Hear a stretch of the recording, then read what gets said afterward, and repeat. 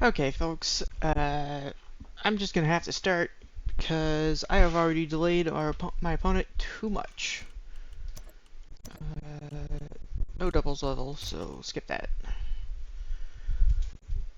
Level, it's 8 for regular, yep. And then, what do you need a mutation, so you need like 14. Or maybe I just give him like Sure Hands at 8. Um, Not enough to replace anything that matters.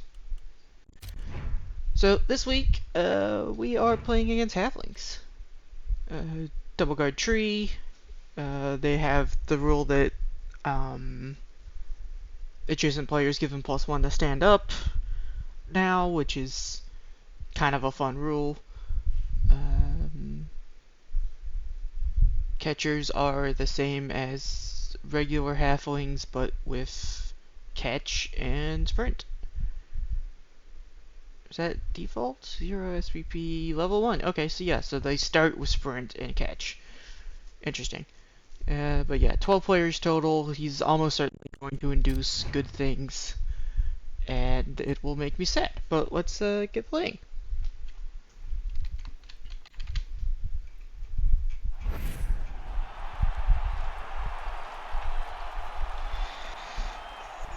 This is gonna suck.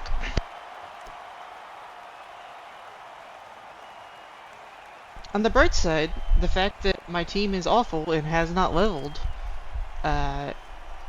is going to work in my favor, in the fact that he's going to have less inducements than he normally would. What can he get star player wise? Everything. Like I know this bomber is absurd. Honestly, I wouldn't hate Morg. Just Mighty Blow +2 against Skaven seems really good.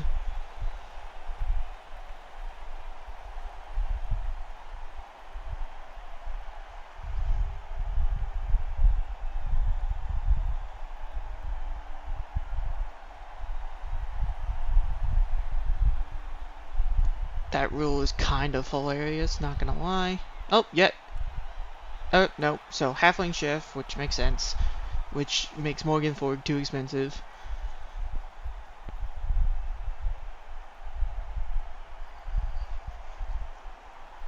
Okay, Zug. So, Baby Morg. Which is a bit of a problem for me, I'm not gonna lie. He's just gonna break my Rat Ogre. What's his rule? An additional +1 once per game. Okay, so he becomes... He's Morg once per game, basically.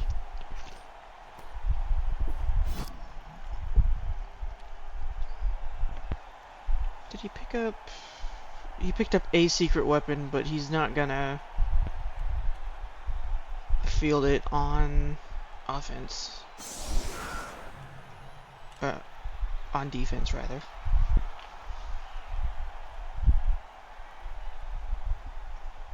So what is Cindy Pipe rule? 2 bombs once per game. That's terrifying.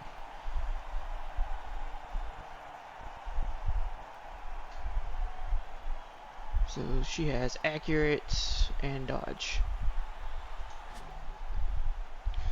How do I want to do this? Surely I just force them to commit as many players as possible to the LOS if they want blocks.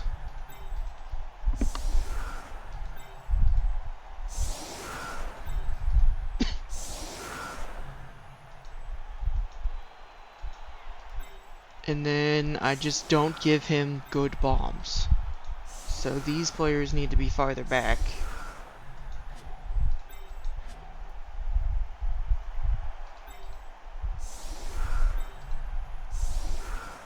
I say giving him good bombs.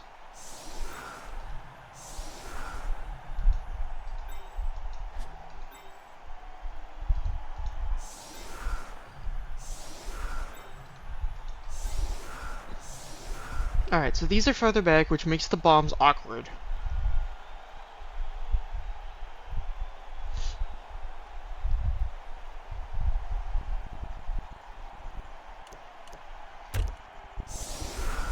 And then I just interfere with like any of these players. But if he throws this way, I'm kind of sad because he's just gonna knock down this guy, and then these two can't pass.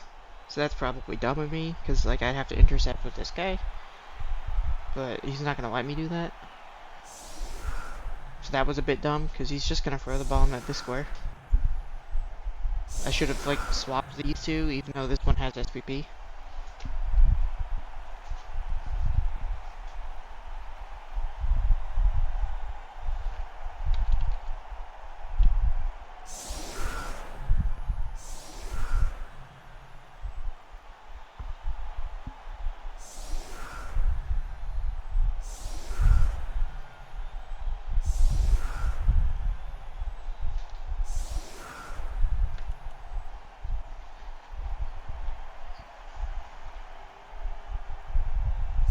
But yeah, the Red Ogre is unfortunately just gonna be useless all game. He's just gonna be, they're just gonna put a tree on him.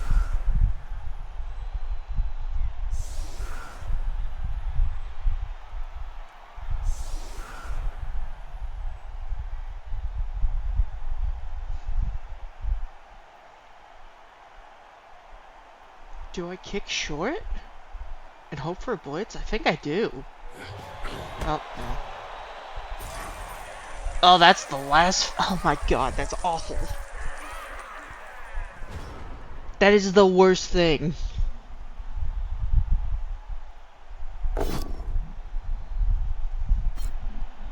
So now even if I force him to score quickly or somehow turn him over, the bomb just stays.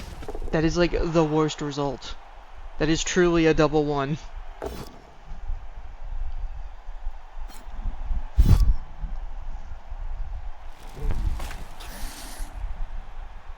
Yeah, it's felt like that like pretty much the whole season, Sauce. There's part of me that's tempted to actually re-roll this team just because of how awful my start was. Oh, there goes the rotor.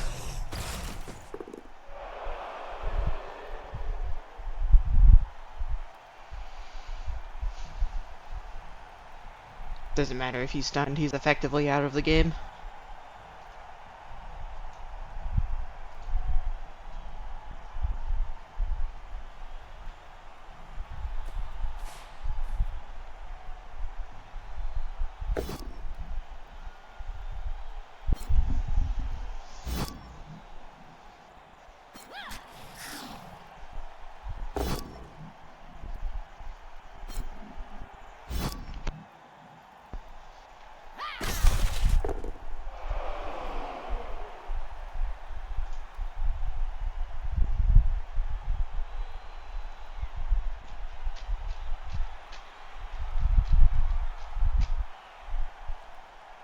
Now he just figures out who he wants to throw a bomb at.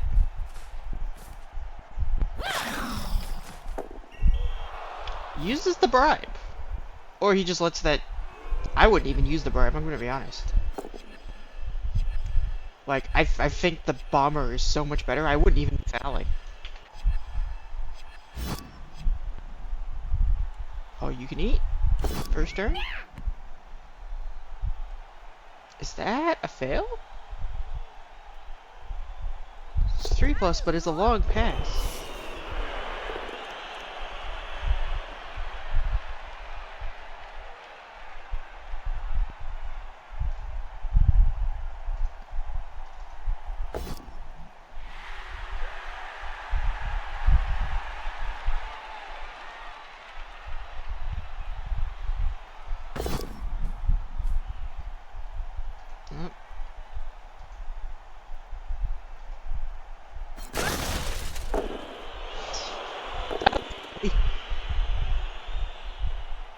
All it did was knock Doug though.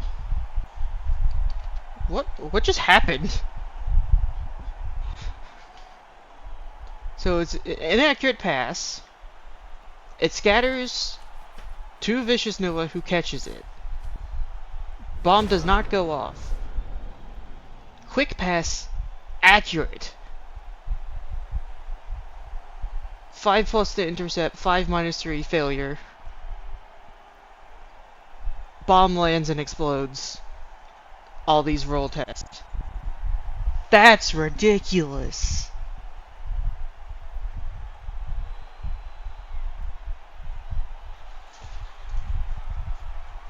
This is 6 plus 6. I don't even know what to say to that. And he wasted the bribe too. Like,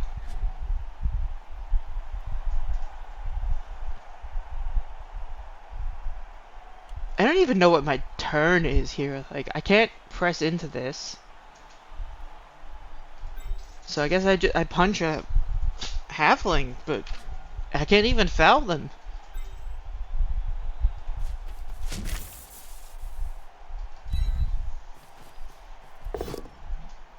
No knockdown. Sad.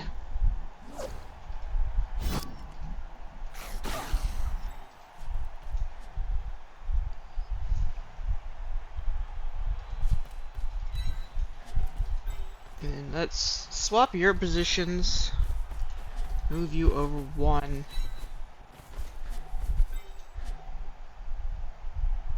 I was kind of hoping to be able to put a liner on this guy so that they'd have to like blitz him.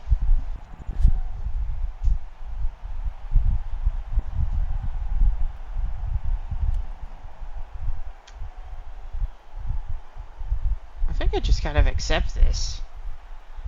There's not much I can actually do. Let's spread you out a little bit.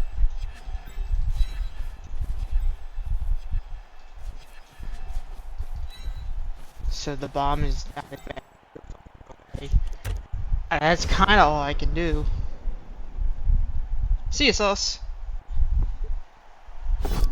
Good luck on your game. Oh, that's a take route. Reroll used. Wait, did he didn't get a chef, did he?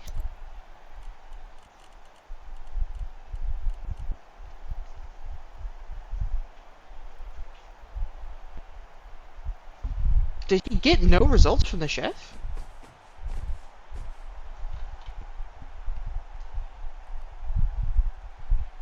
He gets 1 reroll off the chef. Okay. There's so much going on in this game, I can't keep track of it all.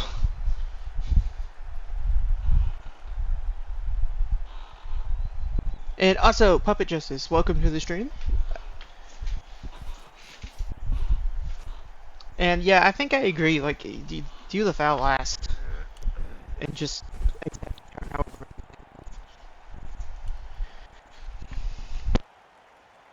Because, I think saving it for so much better. That's just a push. Take the boat down.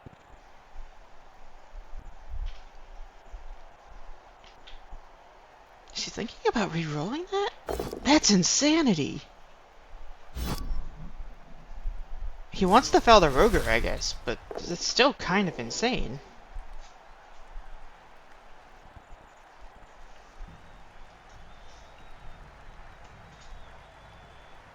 Or I guess he wants the Blitzer out of the way so he can't interfere with the bomb show. Oh, there's another foul. Gets the injury. I believe this is the loner. Gets sent off. Argues the call. Still gets sent off. Can I punish this in any way? Not really? Because this guy has stand firm, right? Yeah, they still have stand firm. So I can't really get in here. I get like 3 people. Horrific.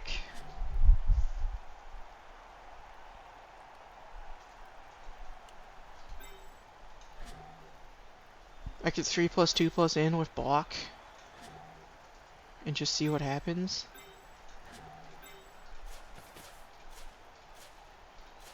So that's 83% with a team reroll, and then dodge on top of that.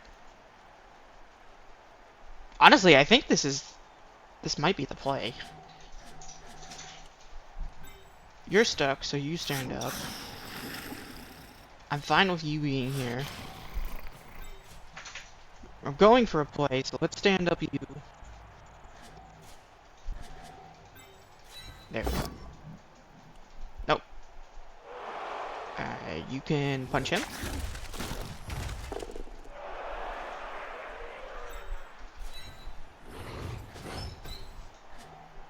So you're standing. So then... I think this is the play, because if this works and I get away, on the next turn, I can just score and send the bomber away. So... make it through. No knockdown, I'm rerolling that. Still no knockdown. That's unlucky.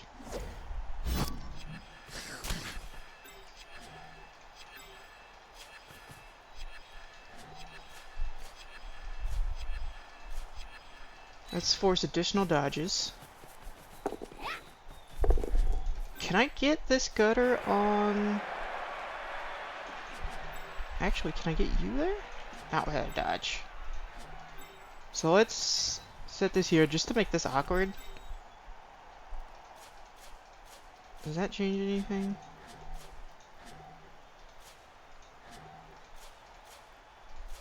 Yeah. And then let's put this here so that tackle zones are now super awkward. And I just accept this, and then he's just gonna like block here and run this way, and I'm gonna be sad. But I put him in a position where he has to roll dice. If he fails to roll dice, he just loses. You know, hopefully. Theoretically.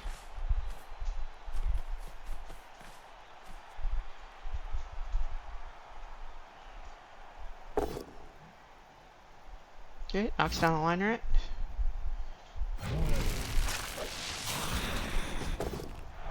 Putting this player here is wrong, I think?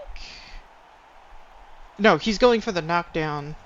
Just keep that. He's going for the knockdown play, so he's blitzing from here to push this way into you. So if you knock him down, he goes this way.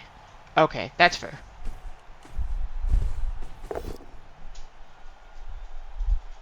Gets the knockdown, but not the one he wants. Just a stun. So he still has the 3+3+, which, I mean, is 3+3+, fair enough.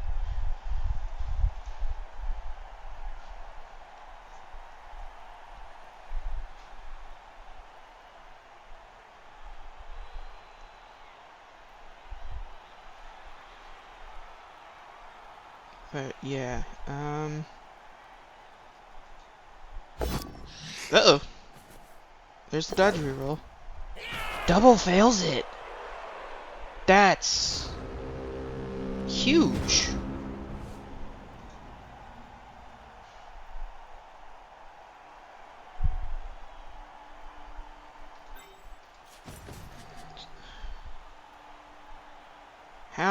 How best... That's a strength 2 piece. So I just blitz here, right?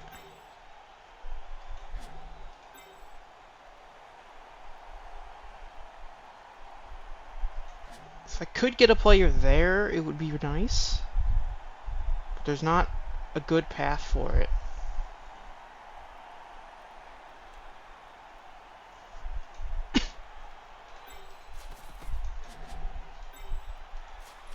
Like, I could do this block.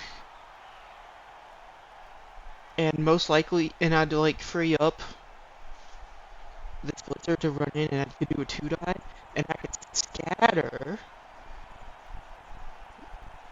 And there's only a few options to scatter significantly worse.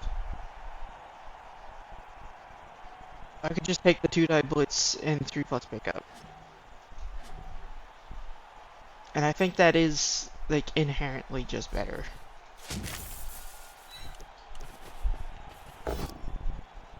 Okay, I get the push.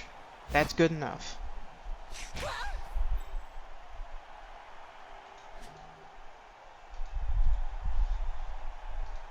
Alright, so these guys are all real slow.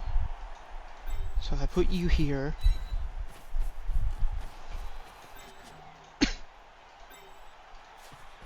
And now you can run away real far. I make the pickup. I make the dodge. I should theoretically be way out of the way of pretty much everything. Yeah, he needs like 2 squares.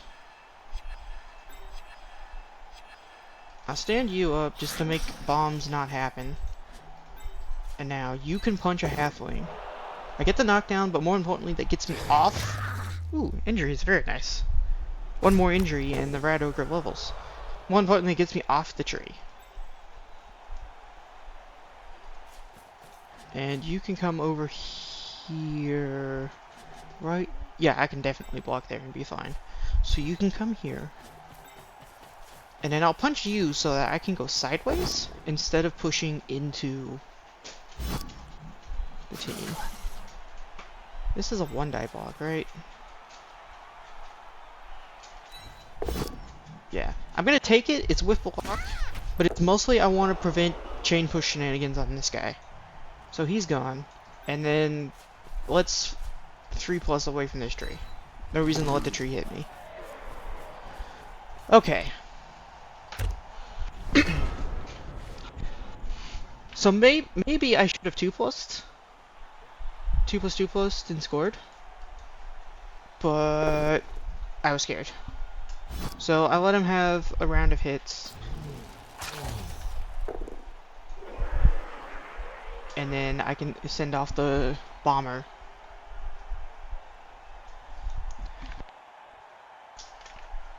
And then the game looks significantly better for me at that point.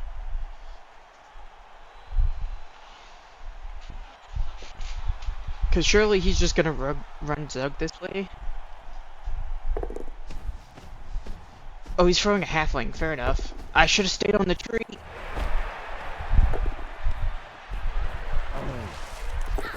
He makes the landing. That's real bad. That was me being dumb. I should have stayed on the tree. I didn't think about throwing a halfling. Oh god. No 6+. That's a 1. And the halfling KOs himself. Yeah, so that's a pretty big mistake on my part. That's kind of dumb. So first thing I'm gonna do is I'm gonna put a line rat on this tree. And then I'm gonna stand up this line rat. So now there's line rats on trees. And now I can punch halflings.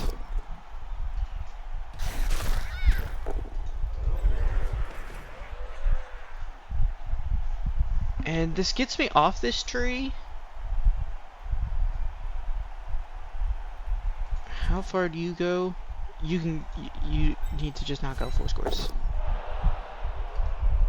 Yeah, and if this turns over, it's okay, because I'm still, like, well out of range of things. That's unfortunate. Another 3-die? Glad that's a 3-die. Okay, that's a KO. These numbers are really helpful. And I just score here, right? There's no reason to continue this.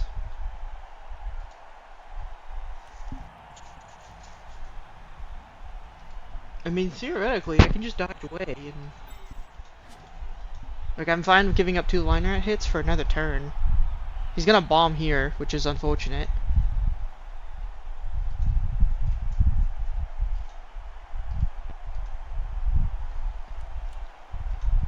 Like, I'm way far away from potential halflings, so if I just, like, cage over here...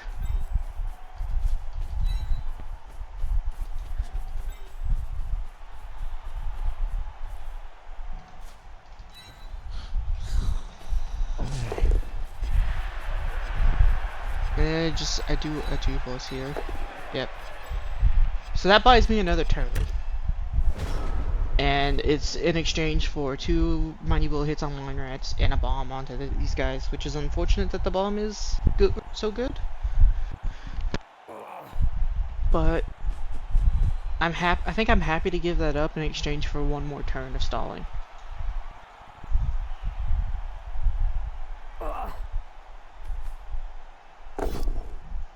Alright, gets the knockdown there. Fair enough.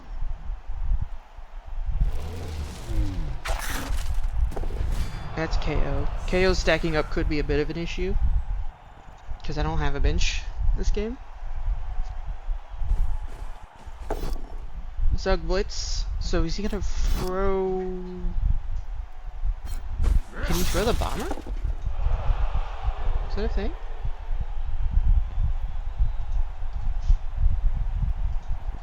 No, he cannot throw the bomber. So he has to like... He'd like double GFI to throw the catcher, and just throw it at the ball and hope it lands.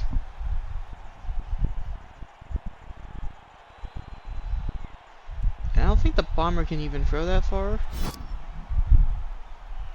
Okay, I stand corrected. It can throw pretty far. Uh-oh. Knocked himself down. It's fine.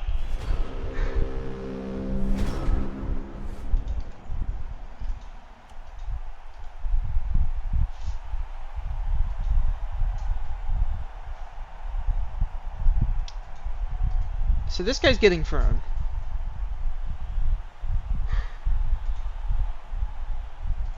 Can I put you here? Yes.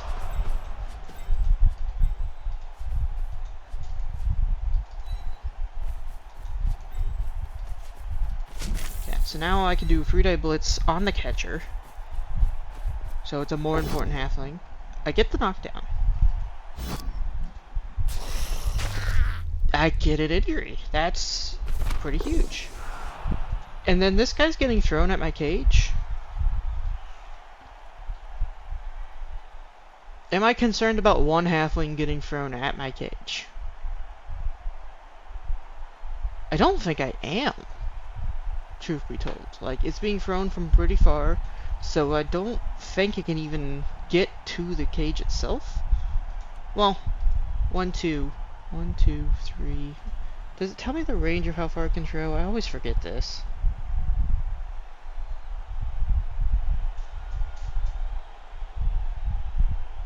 There it is. No, that would be useful information. I think it could get like here, which is concerning. Screw it, I'm greeding for another turn.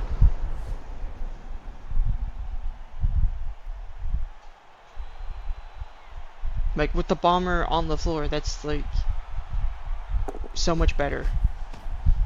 So the throw is here. Throw teammate. He makes the landing. So now he has to do a bunch of dodges to get into a 1-die blitz.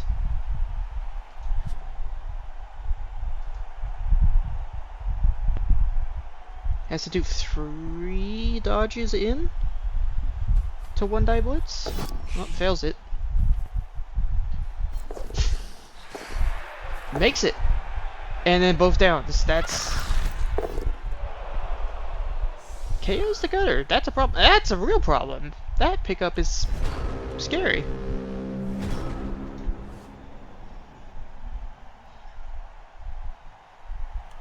That pickup is genuinely kind of scary.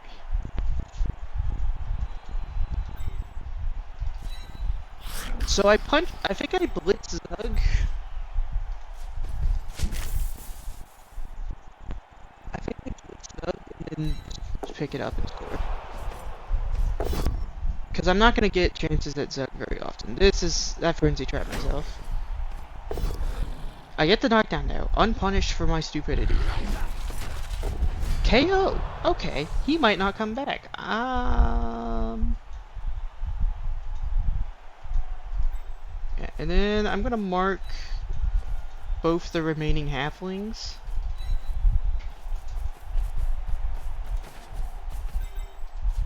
You can stand here. You are gonna come back just outside of range of being blitzed by the tree in case of disaster. And now 2+ pickup. Okay. Unpunished for maximum greed. Pie Whistle gets sent off. Do you roll a 6? That is not a 6. That is... Ooh, Zerg does not come back. I get one of my KOs back.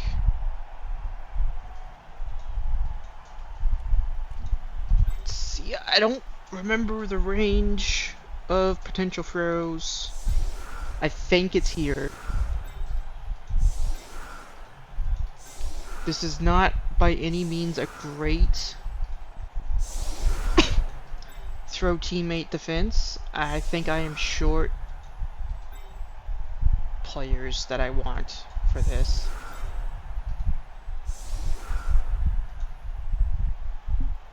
This is by no means a good defense. So what does that give him? That gives him 3, 6, 8 players left to my 3, 5, 9. He could go up to 10, I could go up to 10. Those 2 injuries are kind of huge, especially getting rid of the catcher. Because that catcher makes this play so much better, just having an additional reroll.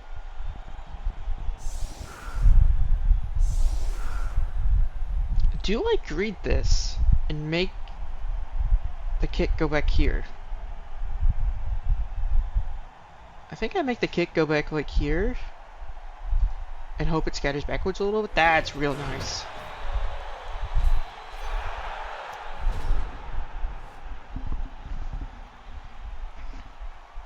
So, because of how slow halflings are, he can't even do for a teammate this turn.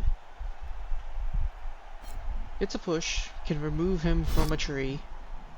Takes another tree block though, because why not? Just a push.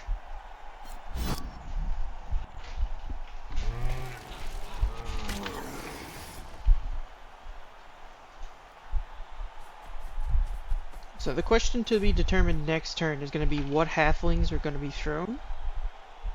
And it's probably one of these 3. Oh, it might be this one. Fails the pass, goes backwards. Can he even do throw teammate next turn? 1, 2, 3, 4, 5. Go for it. So he can go to this guy.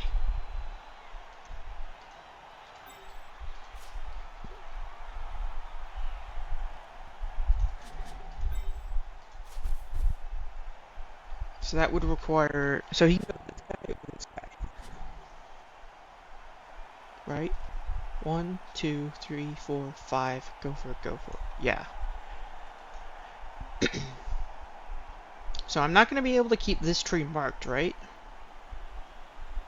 This tree is marked. Do I just punch you, follow, and mark the tree?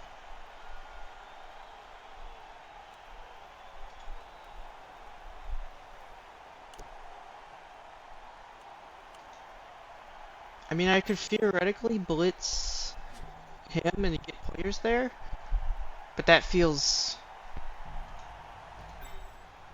potentially bad. I could blitz you and push you down.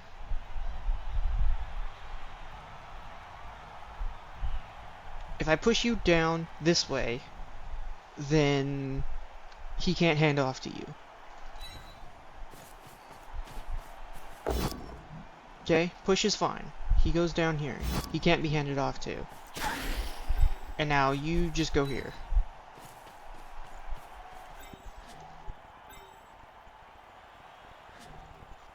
And then it doesn't matter that you're marked.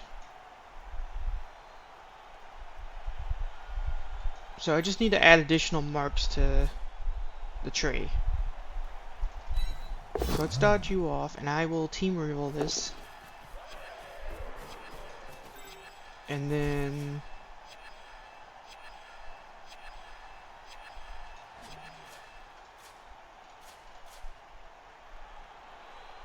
Right?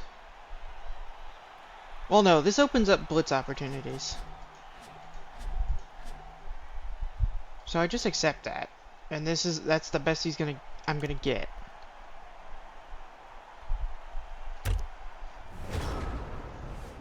I mean, there are blitz opportunities, but he has to, like, do dodges and fill in squares.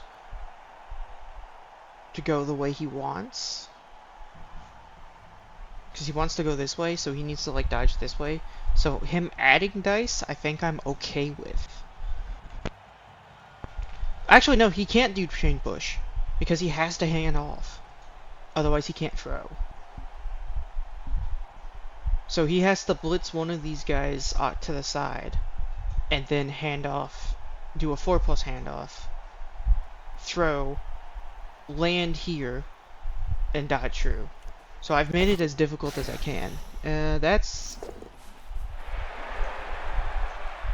I mean, he makes it in, but what is he trying to do?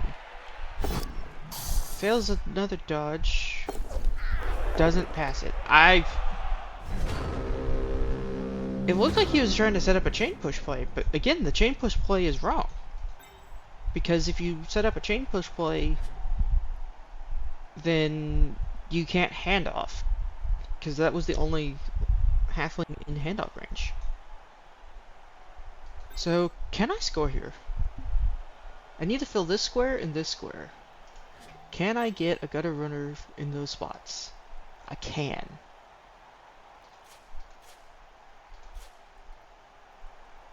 So I can get there. And I can get there on 2+2+.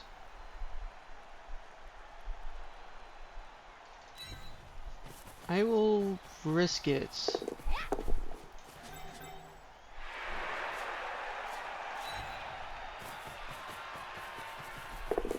Because these are unskilled gutters, I'm willing to give up the failure. Can I make this a 3-die safely? 3, 4, 5. Oh, he's... okay, so 3, 4.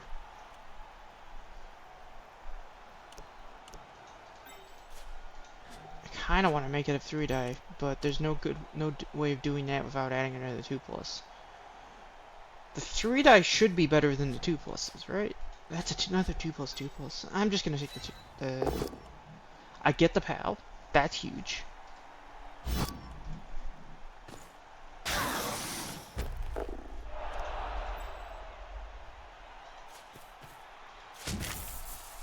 Yeah, and I have to follow this, right? I have exact movement to... yeah, I have to follow this regardless of what happens. I get the POW. That is... massive. That takes out an entire 3+. Pick up. Wow. I cannot believe I scored there. Come back. That's so unfortunate for him. This guy still didn't come back, but I'll trade him for Zug any day of the week. So 3, 6, 9 players versus my 9.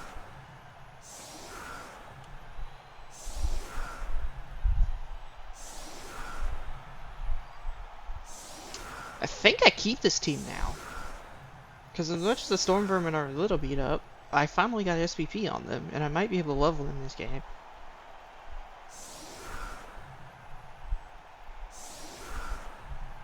One more injury, the Rat Ogre gets block. Where are my gutters looking at? I believe you level. I believe you get a normal skill now. You two still need SPP for your first random. If you score again, you get your first random. I'm happy to punch a halfling, especially a -AV one. So you are the one I want to score on.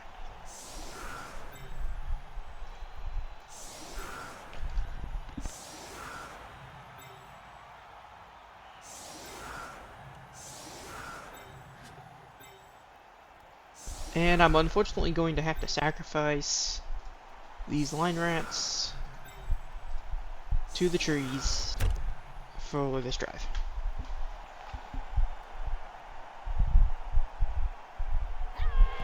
Why kick it on the block? Don't catch it, please. He could add, like, he should add a halfling here, because that makes this a 2-die block. That's really annoying.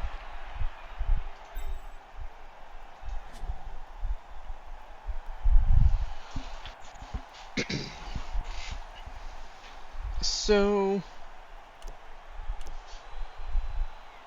there's not really a good way of doing this.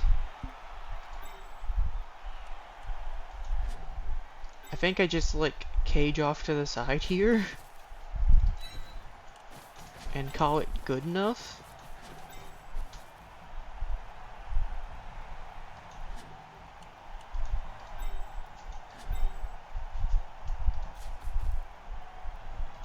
I don't want to cage there, though. I want to cage it, like, 2 steps forward so I can score. Can I get you here? Yes. Can you go there? Okay, yeah, so this works.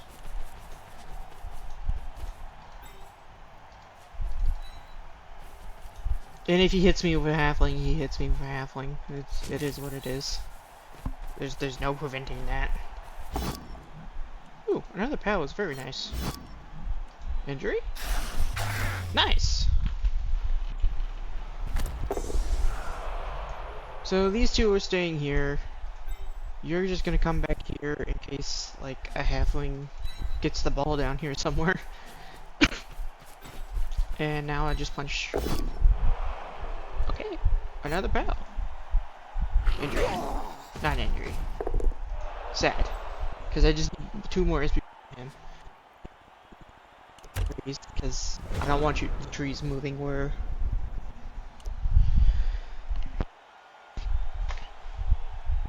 Like, this guy moving here and throwing at the center of the cage is genuinely kind of scary.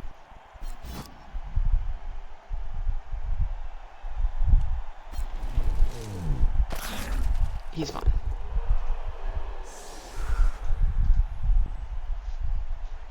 Yeah. So, both these gutters can score if I have to. I would like to get 1 more turn so I can try and score with this guy. So he can random his next skill. So he can random for general and hopefully I get like wrestle or something. Maybe I random mutations on him now that I've got a block piece. Is he just going in? He's just going in for a 1-die. Fails the GFI. That's the team reward. Fails the GFI again. Injures himself. Wait, did he get nothing on this chef?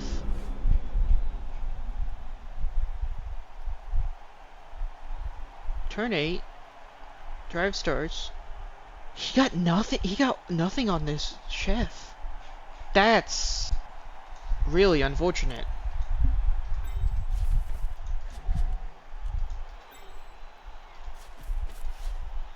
Wow, that's really unfortunate. And now block you. Okay, I'll take the POW.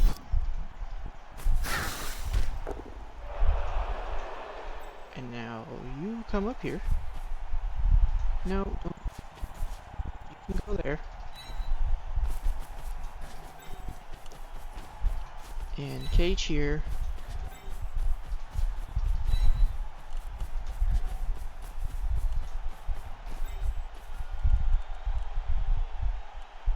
Handoff.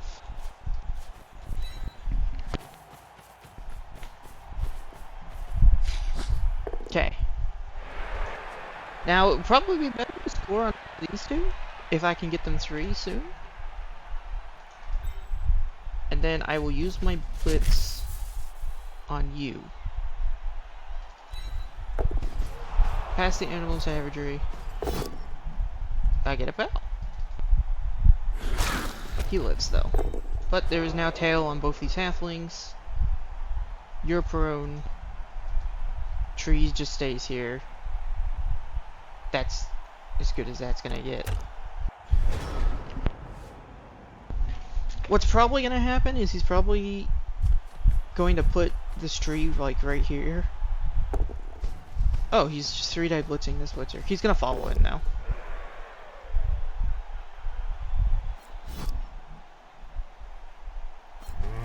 Yeah.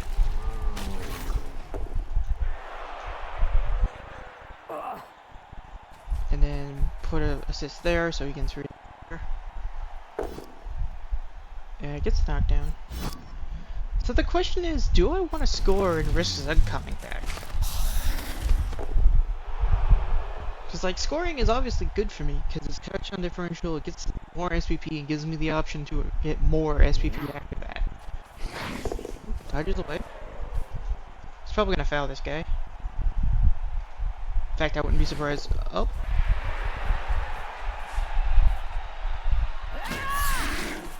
Send off?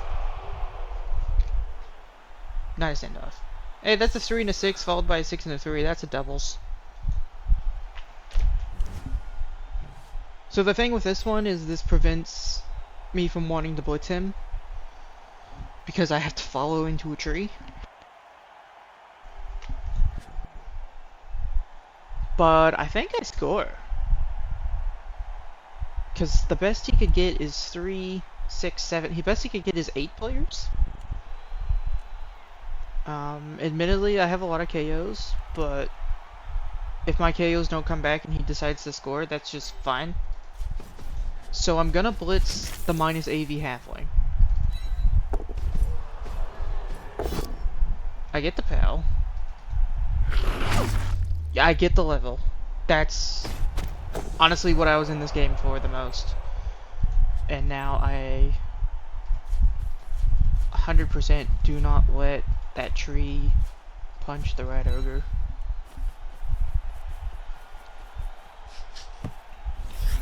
So if Zug comes back, he's at 7. Zug does come back.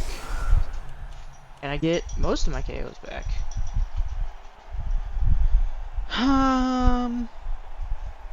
I think if he throws teammates and he gets past me, he gets past me. So I will just come up here.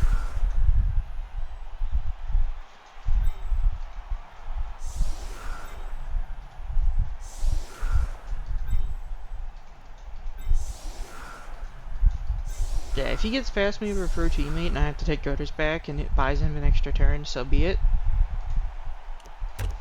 But I want to pressure and try to score. Because he has players total.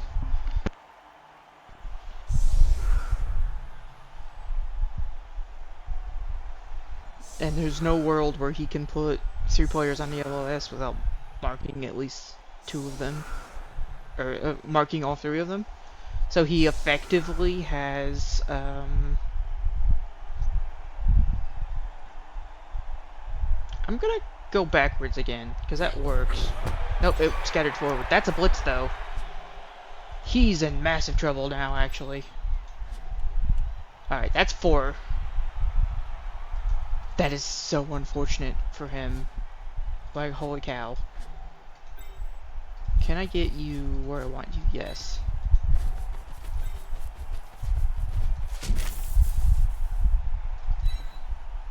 So that's just 4 strength, but in case of failure, I want to gutter on the potentially on the ball, because I can't use team revels. And then I want the block gutter underneath the ball, because if he catches it, it's harder for him to displace that gutter. I think I leave the red ogre and the 2 gutters back, and I put the blitzer up here. Do I feed Zug the blitzer?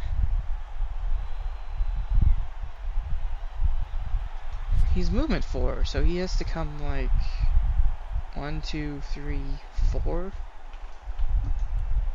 He's more likely to hit me with a tree than he is Zug, I think. But maybe feeding him the Radigar is correct. But that's 50% chance he just doesn't go there. I don't like it, but I think I feed Zug the blitzer.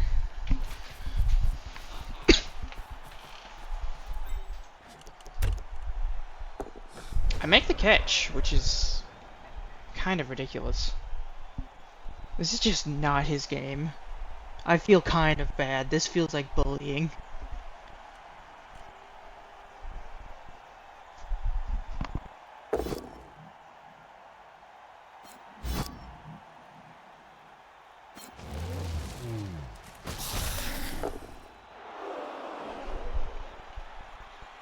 But yeah, the thing I was saying is he effectively had 4 players, and now he effectively had 5 players, and now he effectively has 4 because I've marked Zug. So now he's got to blitz me with like halflings that don't have block.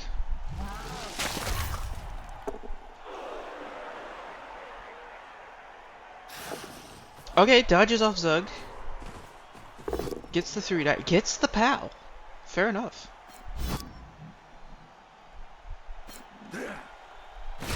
Unfortunately, breaks armor. Just a stun. He would have to dodge GFI to mark the ball. So 3+ and it can go over here somewhere. Fails the pickup. Scatter is actually pretty good for him. That's one of the few scatters that are kind of problematic. So stand you up, so handoff is awkward. I'll stand you up. And then you can go here. He does not punch a line rat. That's very nice of him. You go here. So 3, 4, 5. So that's like a 1-die.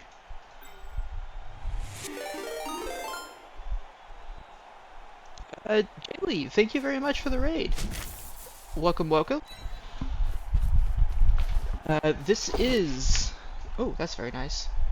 This is week 6 of Rebel, and I am very much bullying some halflings. I feel kind of bad. I mean, the correct play is I go here, and I 2-die Zug, and hope I knock him down.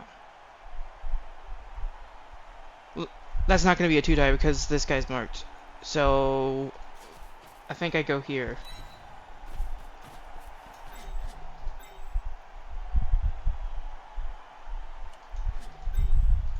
Yeah, only 1 assist, so that's... So I'll bring you back here, just to make these dodges awkward. Yeah, this is week 6. What is today? Tuesday? Yes, Tuesday. Big O is a little bit ahead of us sometimes. This is not the guy I want to score on, but I think I just pick up the ball and leave. Yeah.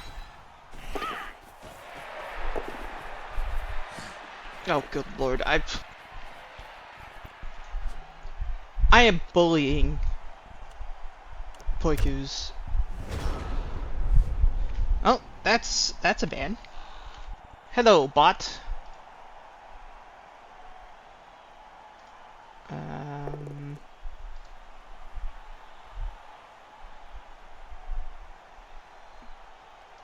Can I ban you from in here, or do I have to actually like write the command? Manage suspicious user. Well, that's not it. Just a push on that.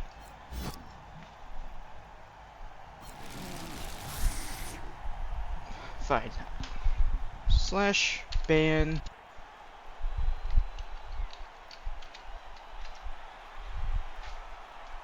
I can click on the name.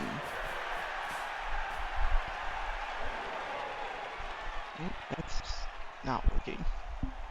Follow, whisper, invite. Ah, oh, there's the button. Ban.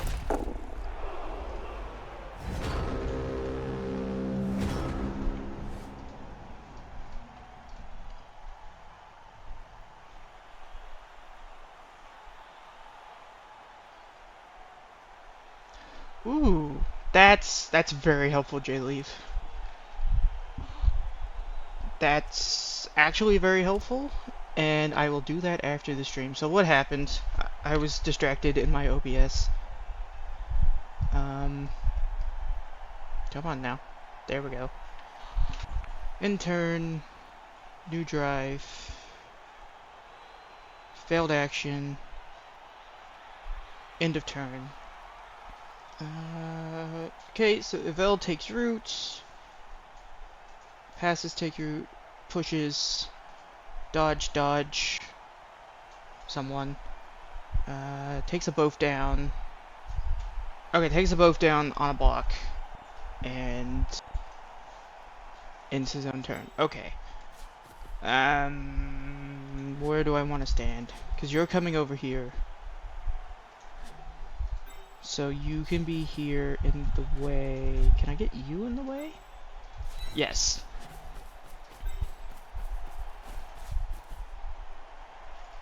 Just get a bunch of tackle zones in the way of him interfering with what I want to do.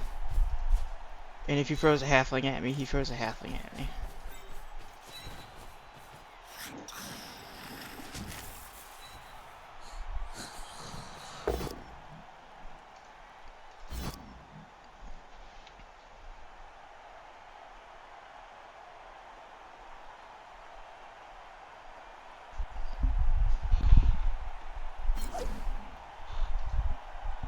Thank you, Jay Leaf. Do I care about him dodging out? I do not. So I will dodge you in order to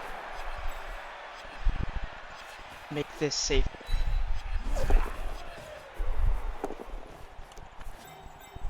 And then... enough. In hindsight, I should have put this Storm Vermin 1 square back into the right, so scatters are potentially less disastrous. Okay, I'm fine. I am never punished this game. And let's kill a halfling. Yep, a pal halfling. You can go up. He's fine. He's just gonna take a nap for a minute.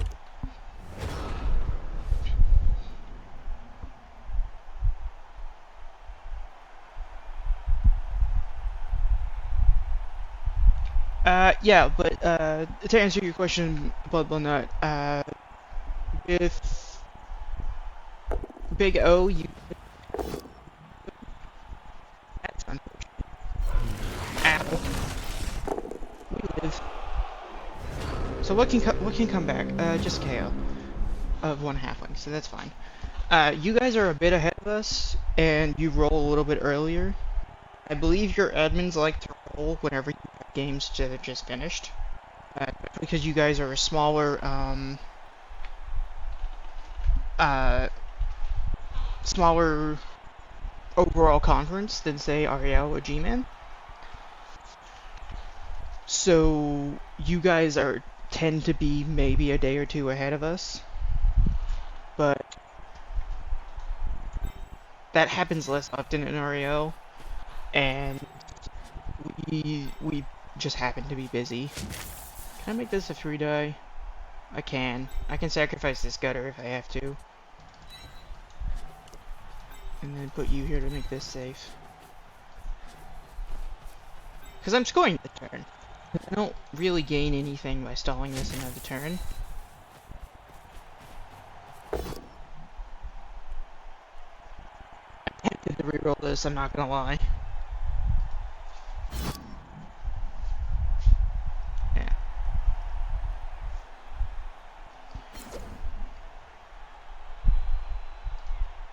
These decisions don't matter because I'm scoring. No, I'm adding in another block. That shouldn't have been a rush, that's a mistake. Oh no, he's marked.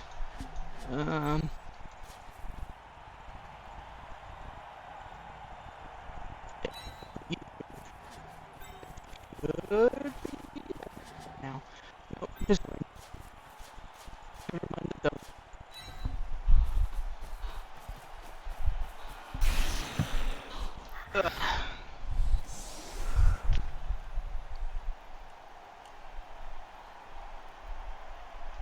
Yeah, I'm fine with this. He gets his KO back.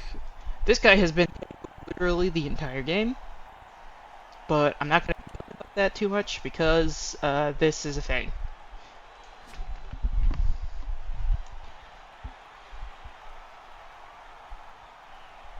And then again, just try to go a little bit behind him to make sure teammate awkward. High kick fixes it a bit because the ball didn't scatter, the ball catches it.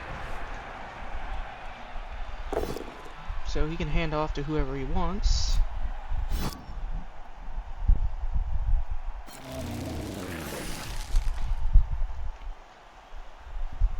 Three die blocks abound. Takes the 2 die there because he's gonna throw with the tree. And again, like I said, the last couple drives, if a halfling gets past me and he scores, I'm okay with that. And because he's not stalling, if he does stall, like the gutters just swarm him. Makes the rush, makes the handoff. Does he make the throw? The throw he lands though. So I guess he just comes back here and just does it again next turn.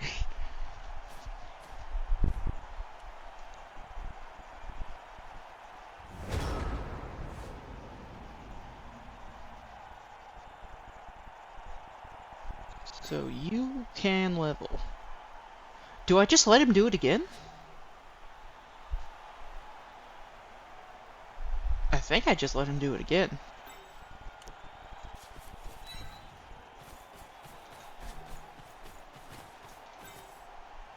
So, like, you can come down here in case he, like, super fails. And I'll just, like, rejigger this a little bit.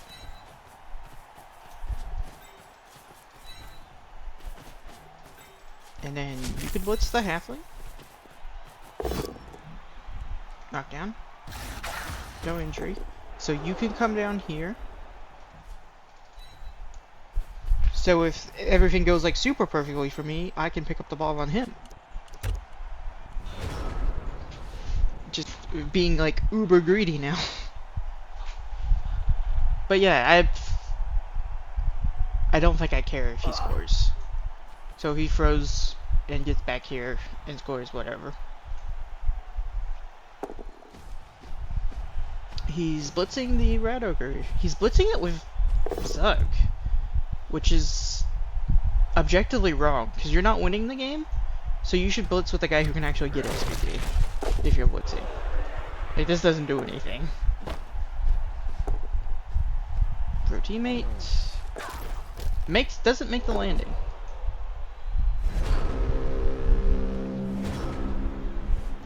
So can I clear the way? I can hand off to him. Can you get to the end zone? You can get to the end zone. So I'm going to hand off to you. Yes, that's like a GFI handoff.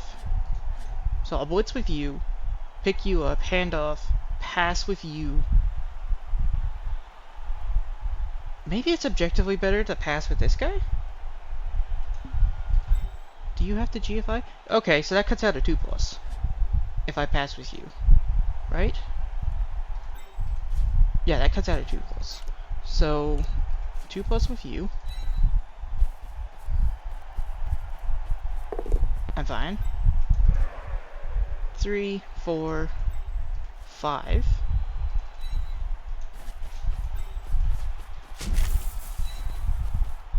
Just get you out of the way. And it's a pal.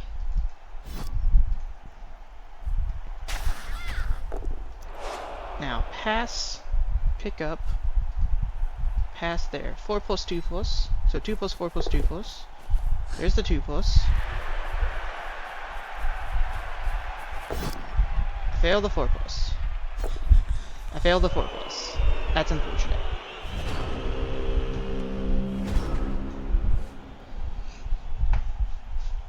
Oh well. I mean, I can't be upset about a 4-0 win with this much SPP generated. He lives! Is that square occupied? That square is occupied. Right? No. That square isn't occupied. If you would have just...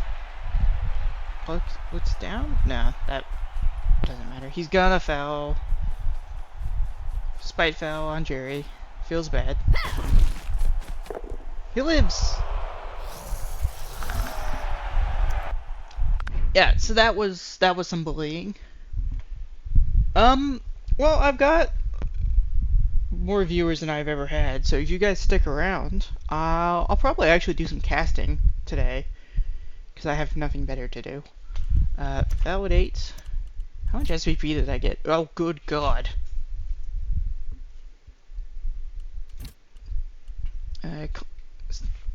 Clanneret gets MVP, which is unfortunate, but I think I'm okay with that. 5 SPP on 2 different blitzers, 4 SPP on a rat ogre, 4 SPP on that Clanneret, and then 2 touchdowns on gutter runners.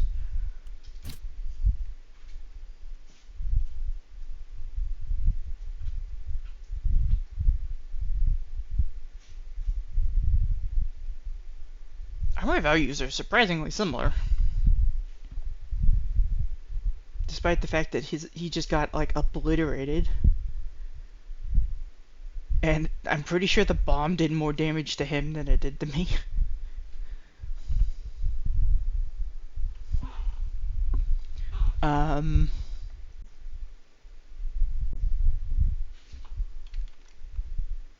Yeah, that's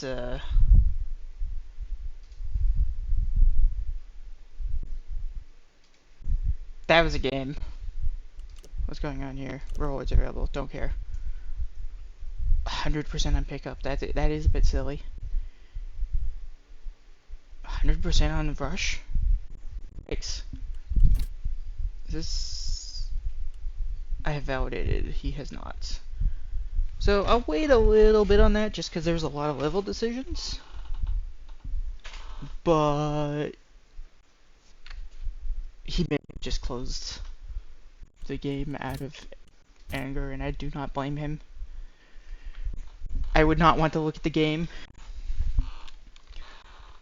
I'm going to bring up Rebel.net, and I'm going to see if I can find any interesting looking games.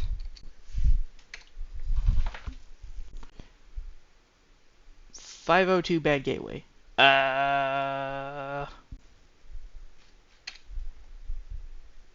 Okay. Maybe I'm not going to bring up Rebel.net. Has anyone mentioned this? Yes, okay, so if you're logged in, you're getting a 502 right now.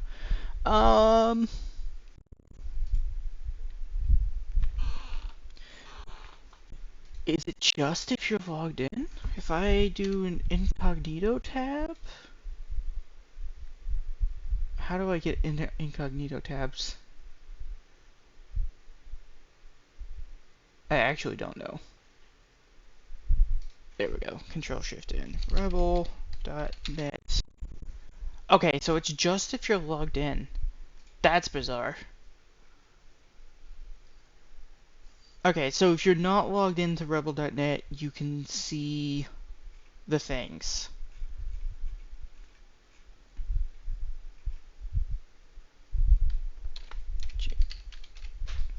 So let's take a look at the recent REL Premier Division games. Is there anyone that is towards the top of the standings?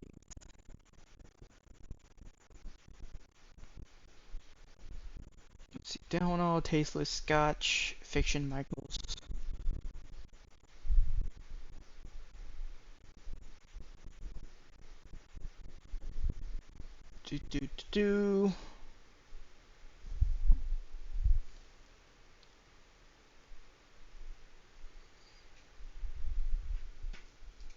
Where's Super Base in the standings? Not high.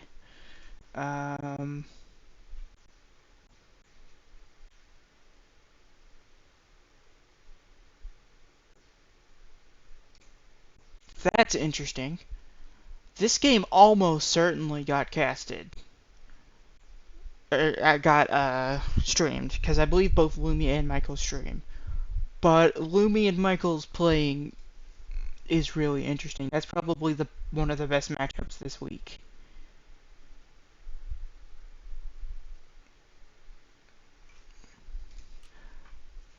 Let's see, is this validated yet?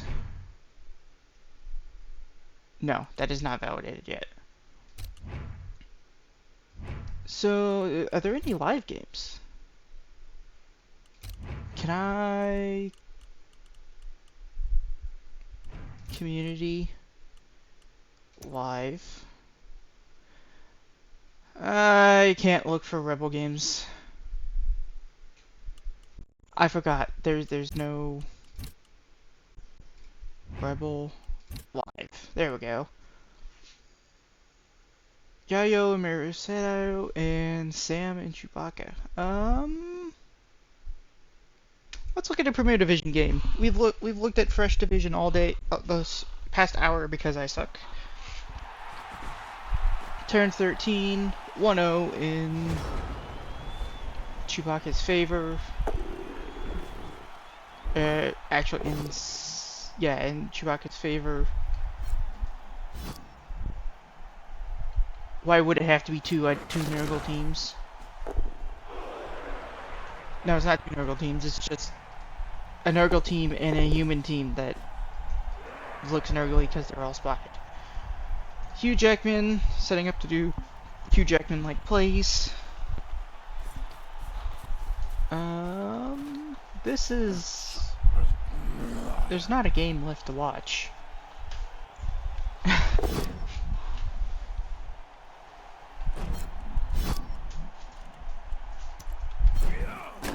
Let's go back to the main menu and we'll see what the other game is like.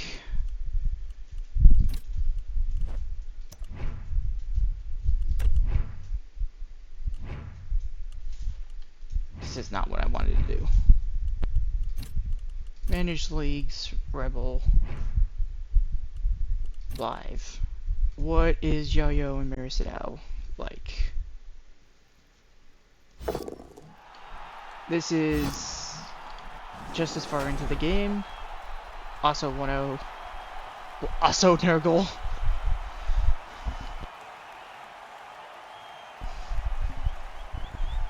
This one looks at least there's like something being contested here. So this is Marisetto's turn. He's trying to hold on to the ball and prevent Yayo from scoring, from the looks of it. He may have just knocked down this werewolf. I would go back to the start of the game, but I'm not allowed to do that in the live viewer anymore, because why would I be? So, no knockdowns there.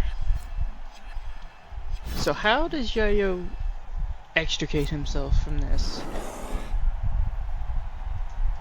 So you can, I guess you could like zombie block here,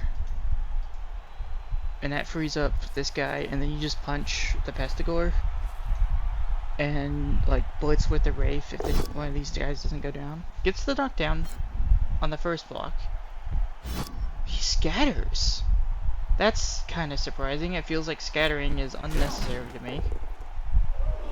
Because now he's just made it worse. Why would you? I don't understand why you would scatter that. Because you just have this block down and then you blitz.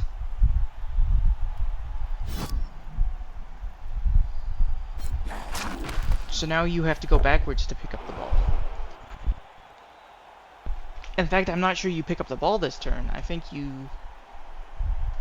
Yeah, he's just gonna blitz with the... He's blitzing with the werewolf. I probably would have used the werewolf to mark the ball and then blitz with the Wraith personally. Okay, well, frenzy push. Pushes up. I guess it gets him stuck on the Wraith.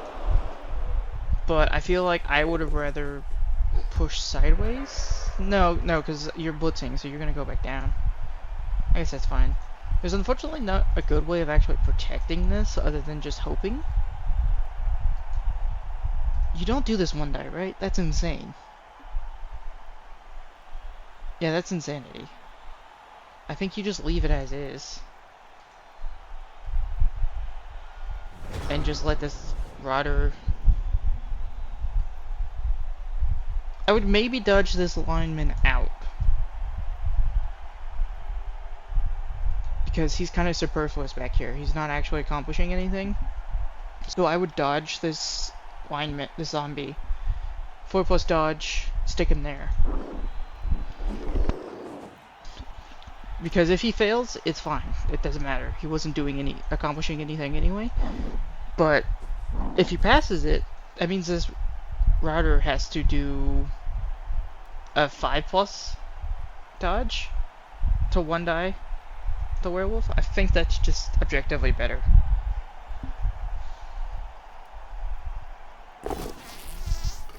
Yeah, and this guy doesn't manage to clear the Wraith. Because the Wraith has sidestep, so even if it was a push, he's not likely to clear the Wraith, which is what I think makes this dodge worth it.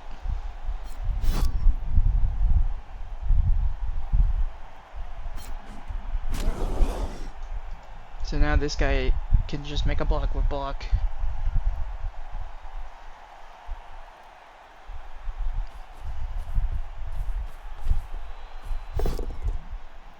Just a push.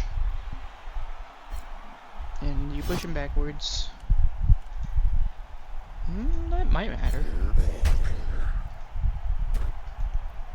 Adds a GFI if he wants to score this turn. He might feel like he needs to, depending on how these blocks down here go.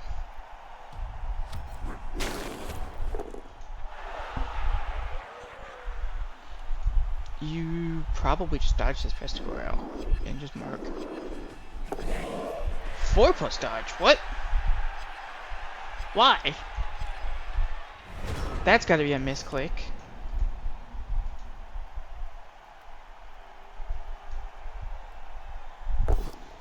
That's gotta be a misclick, because surely you just go for the free plus and you put them like here.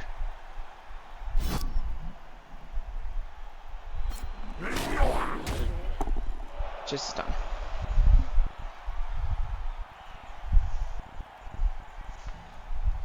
And then, oh yeah, then just this Ghoul Blitz to clear off. That's unfortunate. Should have stood up this zombie. Who gets KO'd? Oh, the Pestigore gets KO'd. That's fine. But yeah, like objectively, you should just put the zombie up so that they're both marked by one zombie. Make this play, but it doesn't change anything. Just a push. Does he scatter? We've seen that he likes scatters. He scatters it. Doesn't change anything. But I don't hate the scatter, actually. Because his recovery's down here. So... excuse me, Mericidal's...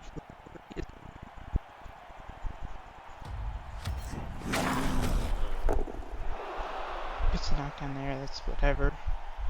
But yeah, so scattering, if it goes like this way, that's fine. Or even this way, it's still fine. So I don't hate that. Does he want to pick up with this ghoul?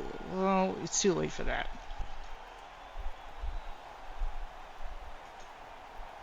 He has to pick. This is actually real awkward.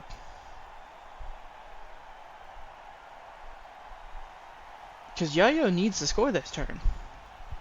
He's at max range. So this werewolf... If this is the dodge witch, this could be bad. He's knocked down, he's moved backwards. What can he even score now? I wasn't keeping track of turns because of how late into this game we got. I didn't even think about how late it was. The hero zombie. What does that mean? That's a mercenary. Okay. The only player that can score is this zombie. We'll be dodging out to mark this zombie.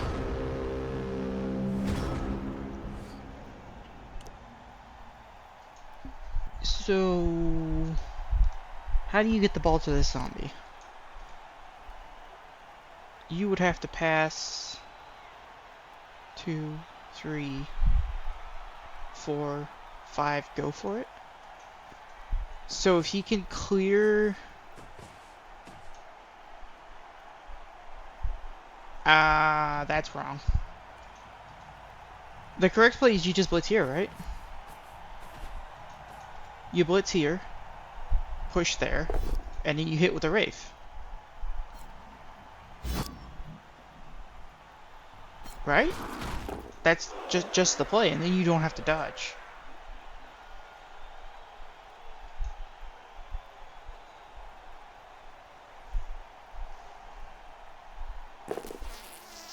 Okay, well you failed your foul appearance.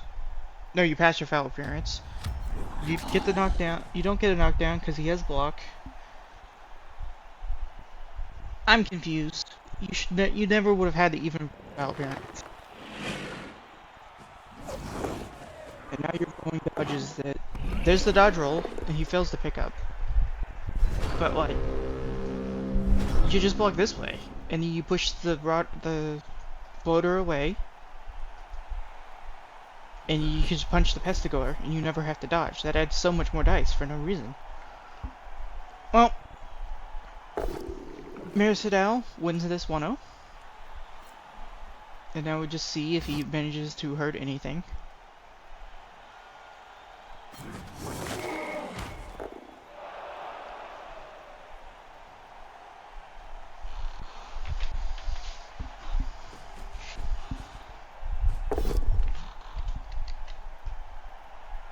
Let's see, I will update my title.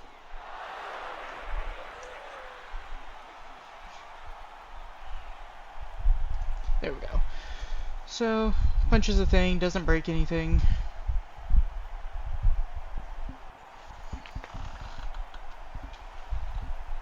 And it's the blitz, that's all the active.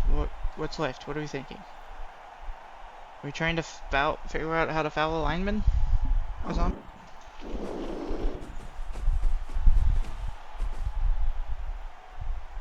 Are we passing with a bloater? I mean, you may as well try. It's what, a 4+, 6+, 3+?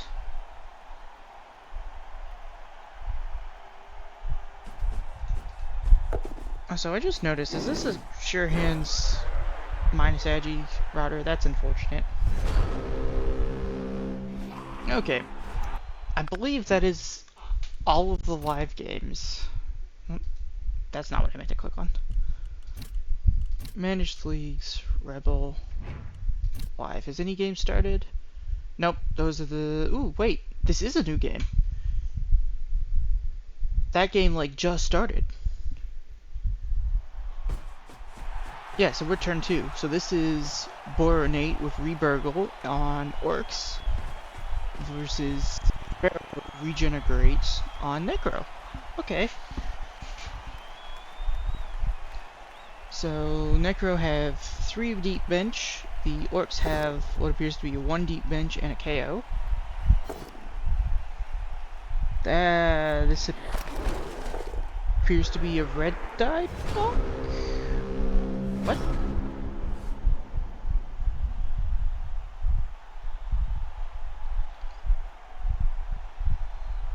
Okay, so he made a red die block and then use a team roll to reroll it.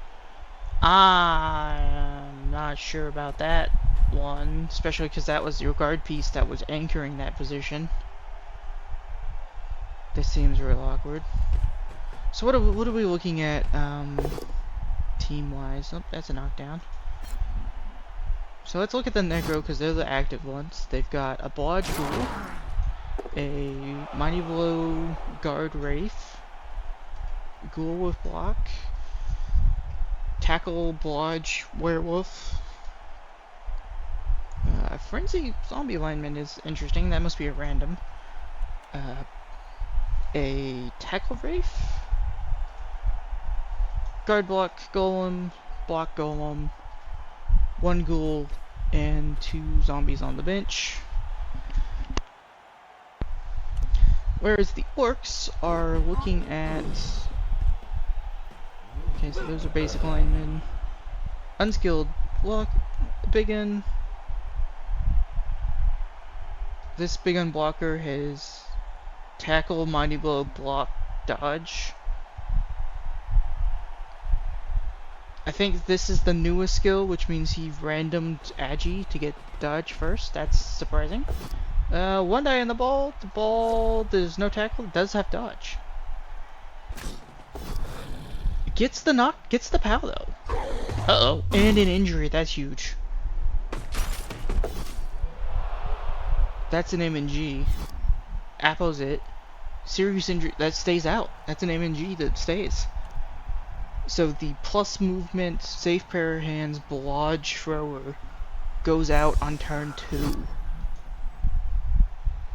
That's unfortunate. So he's got, that's 2 big ends. Here we go. Block, mighty blow, guard, minus agi, big in.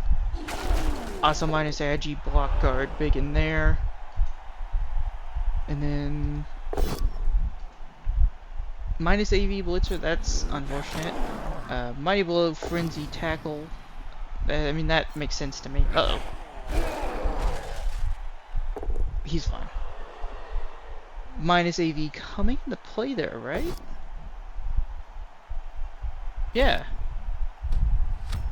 I think. No, because it would have been a 10, so that would have broken. Guard, mighty blow, blitzer. Mighty blow, blitzer. Guard, mighty blow, blitzer. Okay, so an entirely standard orc team. Like, I think the spiciest thing here is Frenzy as a second skill on a blitzer, and I don't even hate that. Depending on where in team development he was.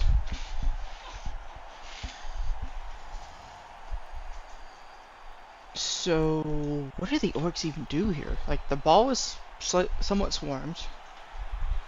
Half your players are prone. This vegan is basically out of the drive. So, stands up a bunch of orcs. You can 2-die here, and he gets a knockdown, so that frees up this big end blocker.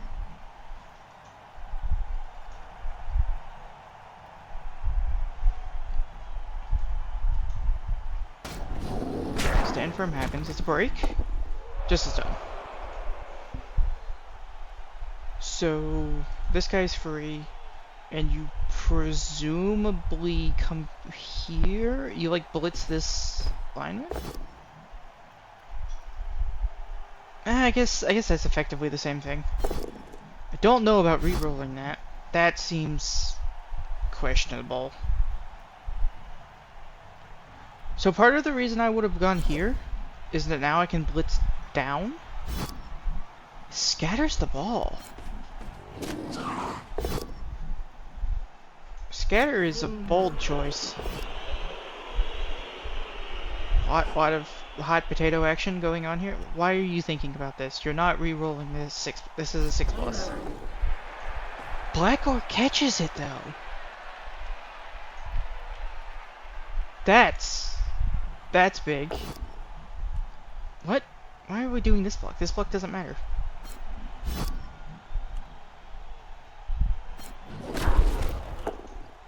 And presumably you punch this werewolf to be behind the... What is going on? I mean, you can screen there. He's guard, so you can just put him there. So we have the classic eye cage.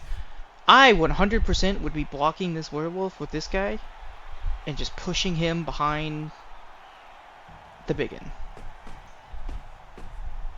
Because that requires a bunch of players to fix.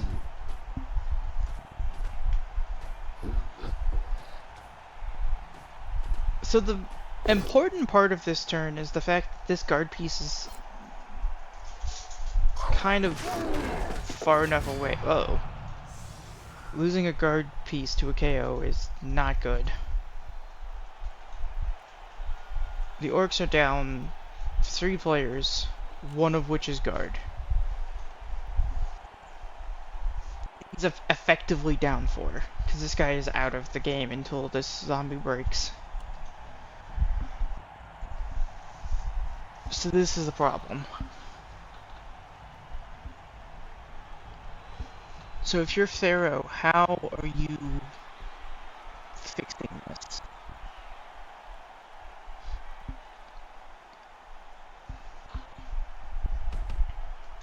Well, I was gonna say you can slot in the guard here. Is he gonna block there and then go down and then like... No, because that's still a red die because this guy has guard. I mean... Actually, I'd seriously consider a red die blitz surf on that. I think that's fair. Gets the push. Wait, he can push there because he's blocking this square. Staying is fine. So that's +1, -1. So that's still... No, you needed that tackle zone.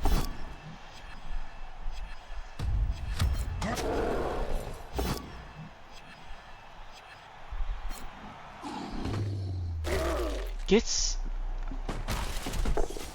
an injury. That's super awkward for the orcs. I still think, even with the knowledge that that was a one-die injury, I think I still would have gone for the red die with a team reroll surf. Especially because I have my blitz still. So like I blitz surf, push him this way, and just go into the square. And then they lose a biggin. So not only are they down guard, but they're down a biggin.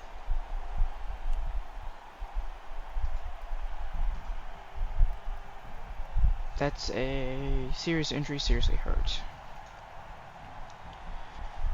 So now things are just super awkward for the orcs. Is the play you just like run this way and just chuck it at you, Phil?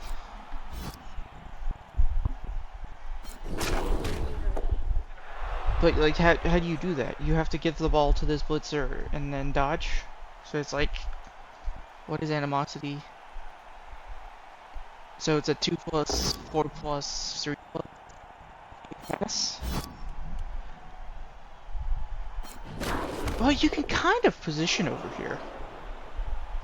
Because it feels like Pharaoh like way overcommitted to this side. Which is part of why I wanted this werewolf free, is because the werewolves are how you reposition in front of something. So I would have seriously considered like not even standing up. That's a 4+ dodge. Where was he going? That was a blitz. So he was blitzing this guy? So the play was blitz this werewolf from presumably here, push him this way. And then that gives you a wall, either a 1-die or a 2-die with the ball. I would assume you would go for the 1-die and try to reposition the black orc like over here. Like 1, 2, 3, 4, 5. Go for it. Would have been okay. And I guess it then, but failed it, which is unfortunate. I would have liked to see that turn 1 of how we ended up in that position to begin with. That's a funny animation. Because Boronade is taking turns first. So it's his drive. Doesn't knock him down, but does pin him to the sidelines.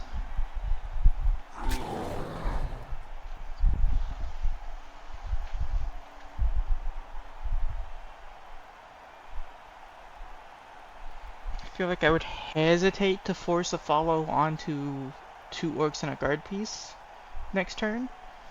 But you've got pretty strong field position.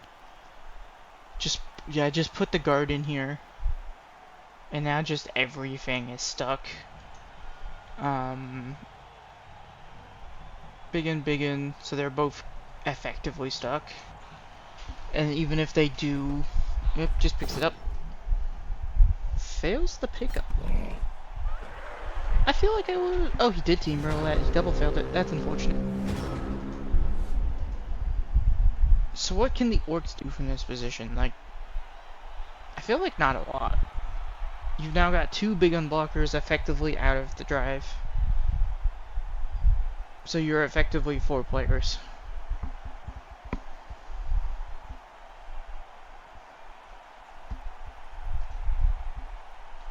This is real awkward.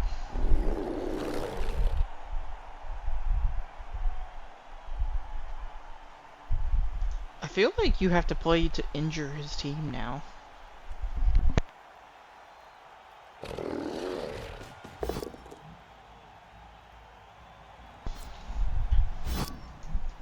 Unless he's planning to pick up with this blitzer, I would have just moved this blitzer onto the ball.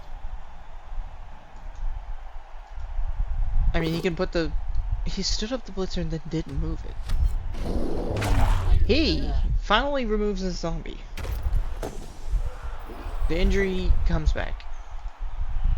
Regen is anti-fun. I don't understand. Oh, there's a failed dodge. I don't understand what the point of standing this blitzer up and then just not moving him was. Because his tackle zones are useless. Here, they don't accomplish anything. So I'm not entirely sure I understand what the play was, unless the play was to come like GFI to this square and then just toss the ball, which may have been his only play remaining.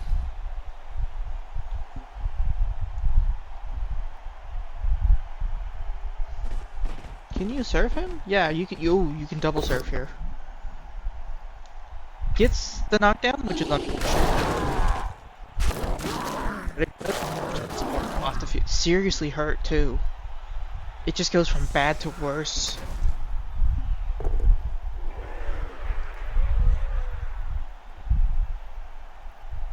So now there's a blitzer, that minor blow guard blitzer. That's a guard piece going.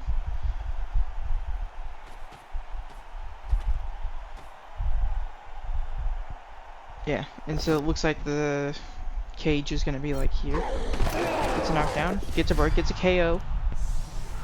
Yeah, this drive is effectively done.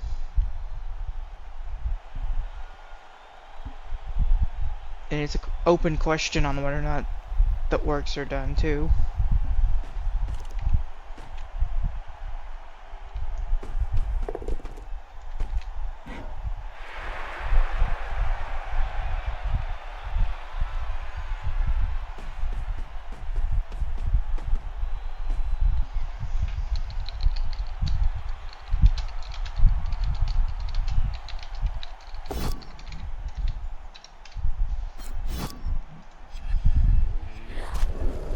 Just a push.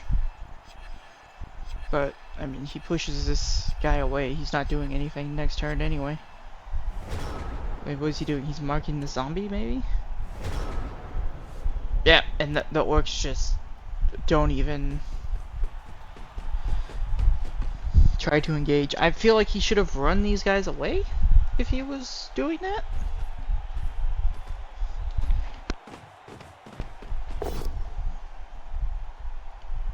I'd probably team reel this. Takes the safe option, which fair enough. I feel like I would have moved this werewolf down here and then done that blitz so I could afford the team reroll it. But like you foul like this big end, right? Like you 100% foul him and just screen these guys off because you don't need to be involved with them.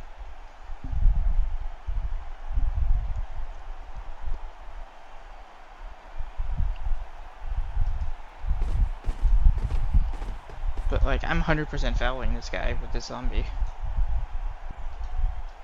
And just put him there, I guess. He's not fouling. That feels like a mistake to me. I would 100% foul. Because... Uh-oh. Like, if you remove another guard piece, like, your next drive becomes so strong.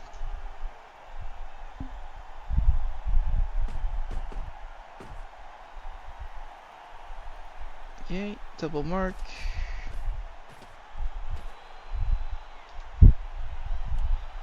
Is he fouling now? Fouled the big one? Okay, we're blitzing first. Gets the knockdown. Uh-oh. He's fine. Just stun. But we're fouling, right? Guard block? Foul? No? Okay. That feels objectively wrong to me. And then Borinate's not going to do anything. Because what does he have left to do? And then we just score. I think with this mana advantage, like the minimal mana advantage and the sheer depth for your bench, you 100% foul that. Oh, that's bad. So we have 7 orcs against 11 necro. I just think it could have been 6 orcs. That's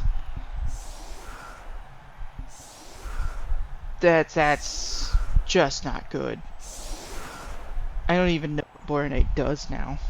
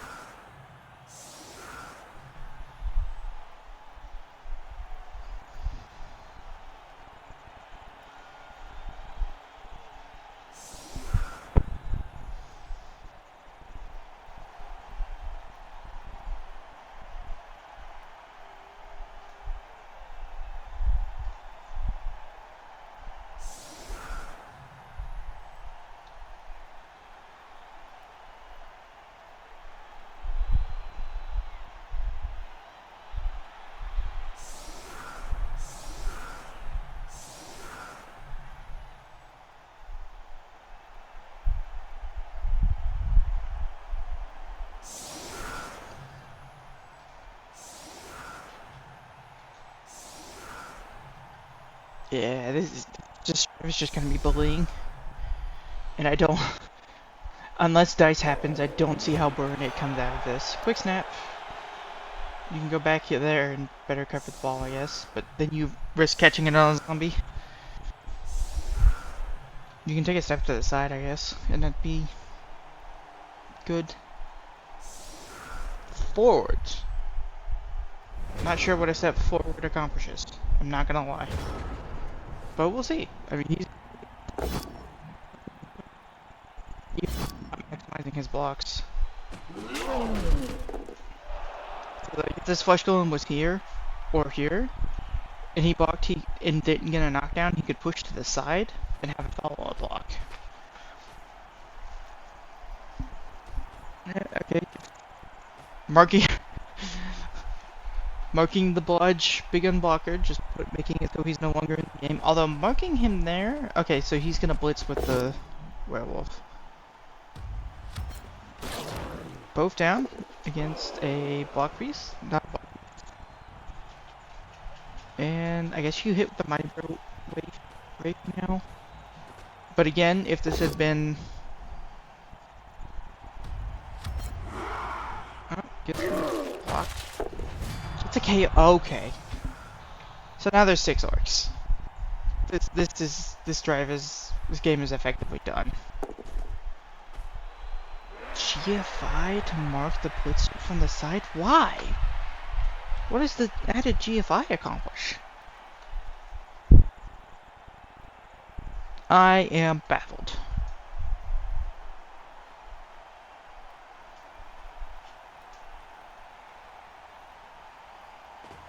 Okay, moving him down, and now we blitz. There's a push.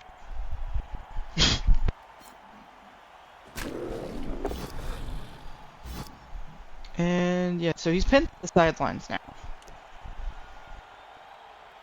Kinda scary for him, because how do you fix that? You kinda don't with 6 players.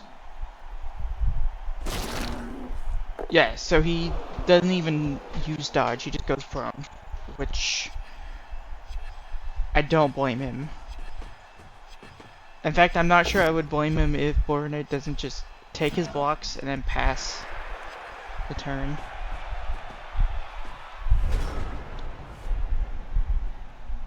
Because I don't, yeah, he's not even taking the blocks? Dude, you're passing up potential for free SPP. Take your blocks, man.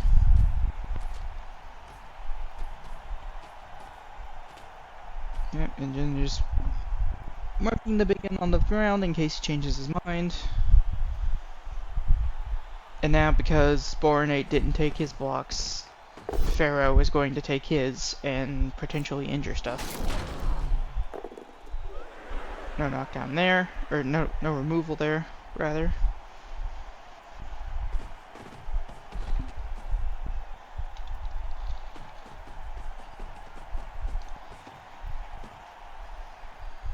Yeah, just move down the field, consolidate positions.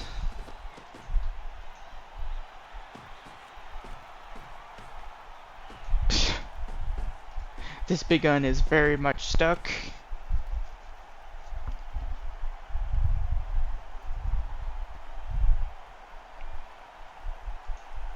What's the blitz? Could have Mighty Blow blitzed, right? No, he used the blitz on this guy. Never mind. Both down. They're stuck. Not worth re-rolling. Just take the turnover and... Yeah, Boronate is just not interested in participating anymore. He really should be trying to get what little SPP he can out of this game, but I'm not gonna... I can understand games that you just don't want to play anymore.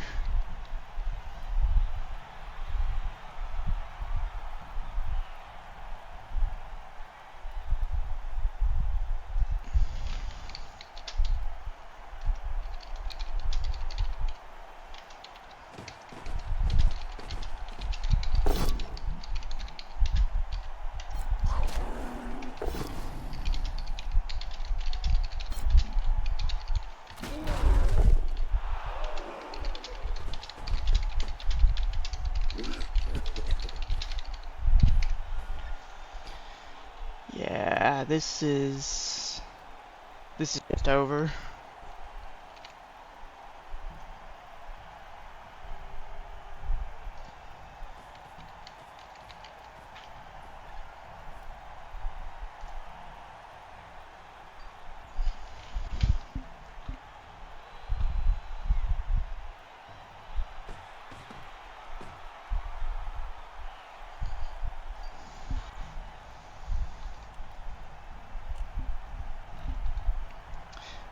Sauce, there's plenty of injured orcs. I think there's 3 of them that are MNG right now. I think all 3 of these are MNG. Doesn't look like there's much more interaction going on. I think Boronate is done, and Pharaoh is not inclined to foul.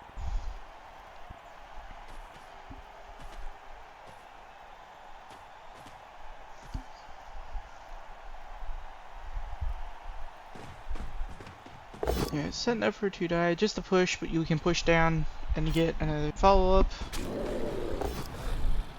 Just a push. Unfortunate.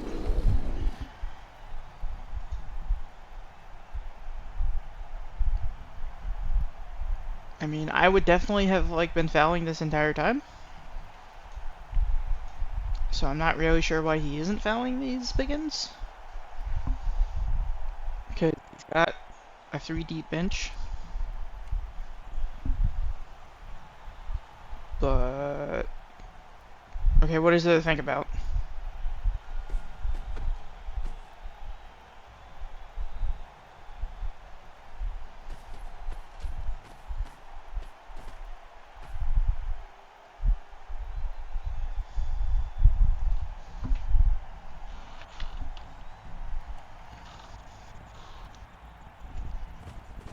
Well, the thing is, he's playing Necro Sauce, so morals are not exactly high on his list of priorities because of the whole, necromancy thing.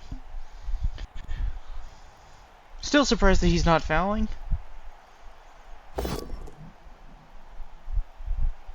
Okay, you get your push, get your follow-up block, just another push, we push into another set of 2 pushes. I feel like if we had set this up better, we could have surfed this big and blocker by now. Finally knock him down. Just a stun.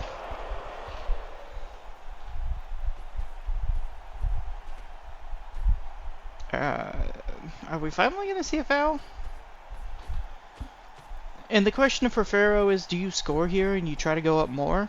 But like, if you score and then he gets all 3 KOs back, and suddenly he starts fighting you and you take an injury for free? That just seems like it sucks. So I understand him just sitting here and like, okay, well he doesn't want to fight me from this position, so we just sit here and then he doesn't fight me, and I don't take any injuries.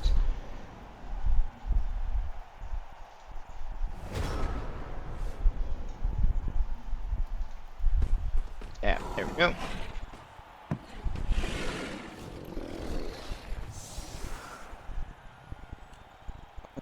It's back. So we'll probably just see some LOS blocks and...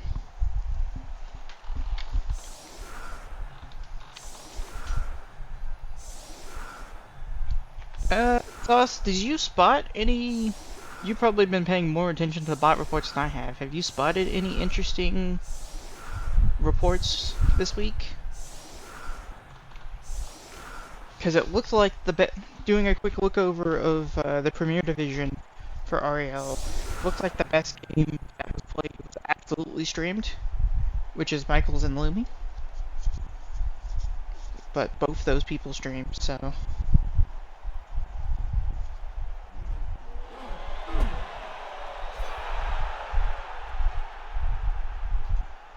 Black Orc has the ball.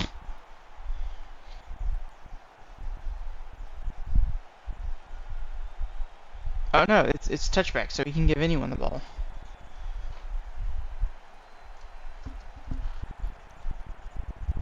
Kevlar and Vundaba game.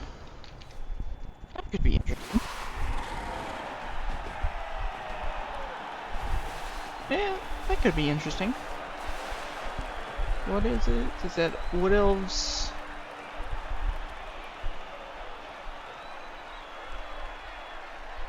Okay, yeah, Wood Elves versus Skaven. That could be interesting. Game is finished. Rebel? Live? Alright, there's no more games left.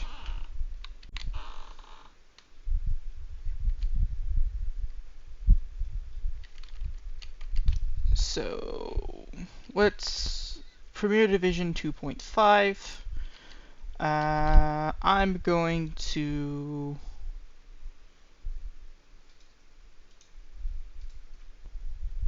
go to a spoiler screen.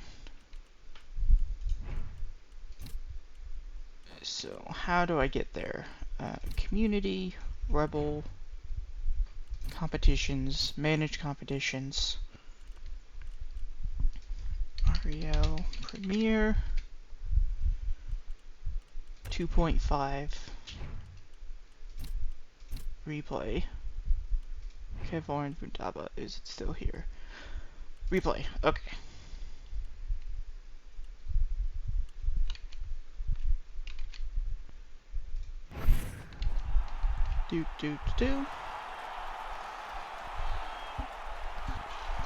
So we have Kevlar's Skaven, Vundaba's Elves. I believe these are Pro Elves, if I'm not mistaken. Yeah, and there's the Steels, the Pro Elves. Oh, Skaven are 13 players total. They have a Juggernaut Rat Ogre. Interesting first skill. Potentially randomed. A Wrestle Line Rats as the only Line Rat skill. They're playing a Thrower. Both Blitzers are unskilled, which is unfortunate. Changing weather. Ooh, that's a deep kick. And then we have, wow. Strip Ball, Wrestle Tackle, Horns, Gutter Runner. That's terrifying. And then 2 heads, extra arms, block, gutter runner. So he is picking up the ball anywhere the ball lands. Rerolls. Okay. That feels like a questionable set of dice to roll when you don't have the ball protected in any way. And then bludge big hand, gutter.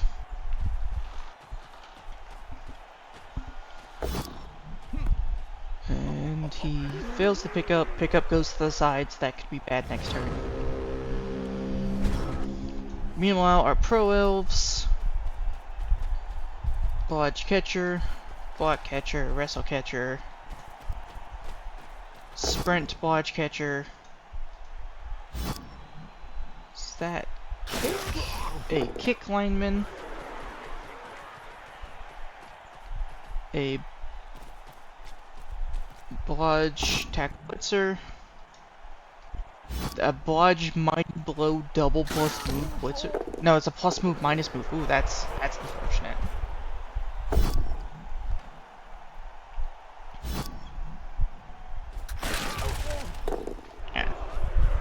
And then, what does the thrower have? Oh, that's a failed dodge. And doesn't team reroll. Let's think about this position. I feel like I would want another gutter down here. I feel like I would absolutely team reroll this to have 2 gutters down here in this position. Right?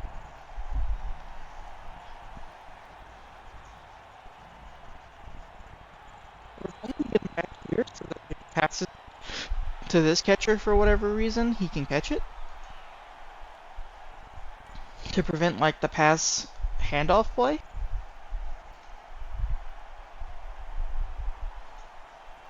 I don't know. I feel like I might have wanted to reroll that, but I'm far more aggressive as Skaven coach than most people. But yeah, having the wrestle tackle, strip ball, horns, gutter runner back here is kind of terrifying. Especially because you brought your only tackle piece forward. So the ball can't stay here. I'm gonna sleep. Level 3, so he has Cloudburster. Force a reroll on Interfere. And Cannoneer. +1 on pass testing for long bomb. And pass he starts with. Okay.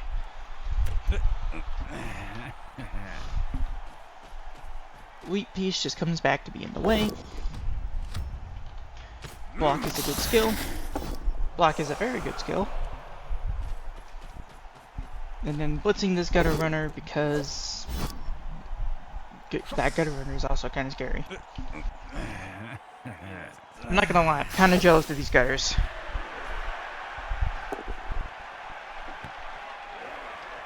Except the ball. It's just like Uber passes it to him on a free. That's a 3+2+, by the way. Oh, that's an unfortunate failure. Rat Ogre does a thing. Oh yeah, and the Pro Elves are 11 players exactly. So any injuries are gonna stick.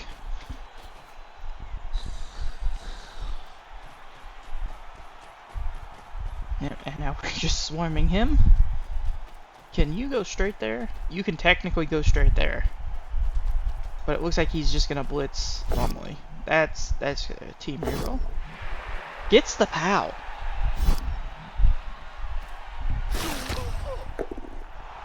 Scatter is okay. That's probably the best square for it to scatter to.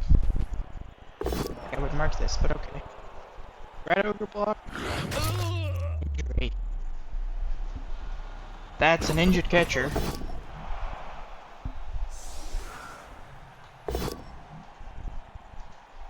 And then, yeah, just the one on that. He was looking to free up his lineman. What was that? Serious injury, yep.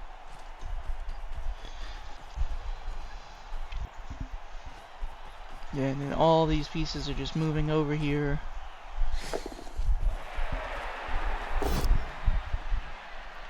It's the push.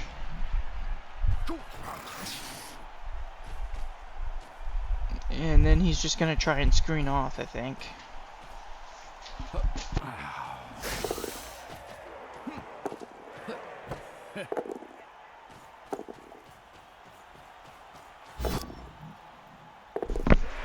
That was the first rush. The second rush re-rolls it.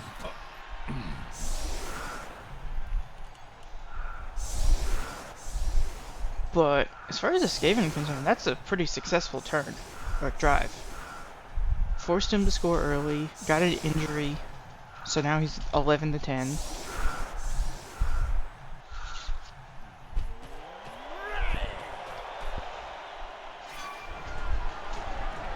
Did anyone get sent off? No. This guy gets stunned. That's probably a fine outcome. Block does a thing.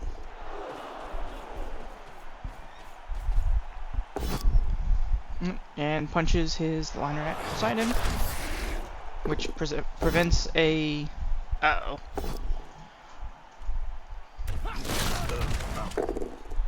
Five, six... So let's talk about that for a second. The free die block. He rolled a 1 and punched the lineman, and then it became a 2 die block, which was a skull both down. That is really unfortunate. But also, he didn't move any of these players to be, like, beside this ball. And, like, these catchers can get there. This blitzer can definitely get there. He's movement 7. No, these guys are movement 8, so that's better. I forget this is plus move, minus move, not plus move, plus move. But yeah, all these guys are like one blitz. Like you blitz with this guy, and now you've got like catchers swarming the ball. Admittedly, your recovery from them picking up the ball is fairly easy, but I feel like you could have protected this a little bit better, even if you were expecting this to be a 3 die. Gets the tackle, gets the knockdown on this Scudder. This Scudder is important. That's a break. That stun is massive. Because if this catcher gets through, gets on the ball, like that's huge.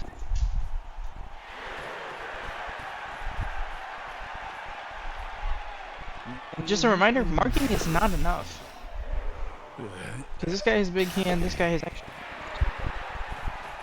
Good face contact with these players.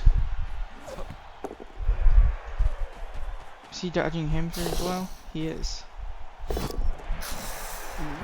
I don't think that dodge was worth it.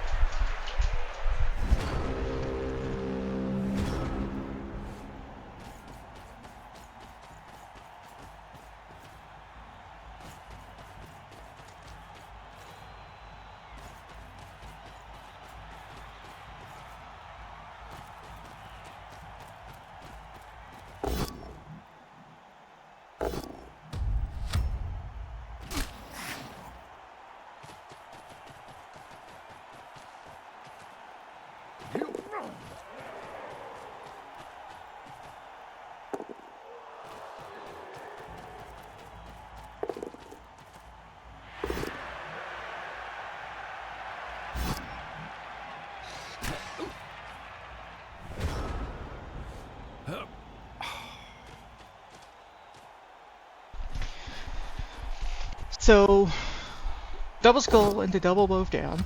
So, the elves keep the ball, which is super unfortunate for them.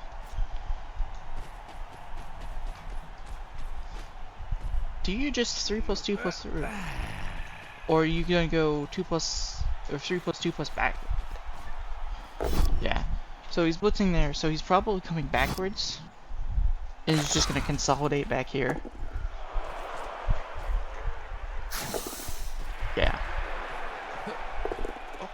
Uh-oh. Well, that guy could have scored, but he double won his catch.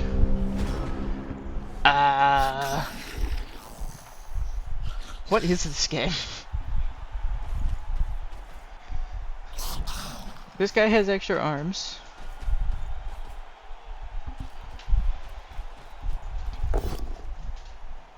Just a push, but it gets him off the ball, which is the important bit. And animal savagery, he stands up, but he knocks down this lineman. Big Hand Gutter comes around to just be in the way of disaster. Makes the 2+. Makes the next 2+. 2+ pickup, 2+ dodge. And now this... What? And now this game can have the ball again. And then 1 dice skull. Well, that was a silly set of turns.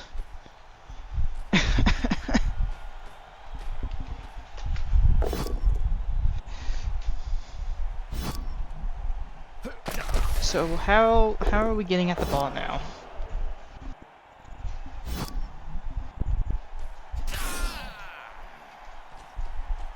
Kind of looks like we're not getting at the ball. And we're saying you have to protect it next turn.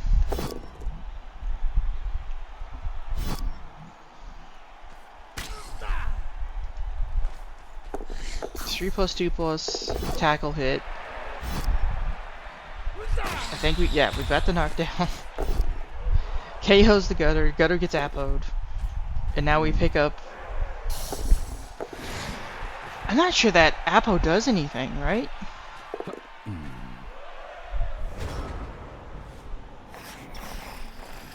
So we leap over, so now there's an elf here. Which means the only way that you get to hit him is from this direction. The problem with this guy having the skills he does is that he can't, like, super dodge. But you do clear it. You had to use the rat ogre to clear it. But now you have a path. And this is a 2-die because it's horns and marked.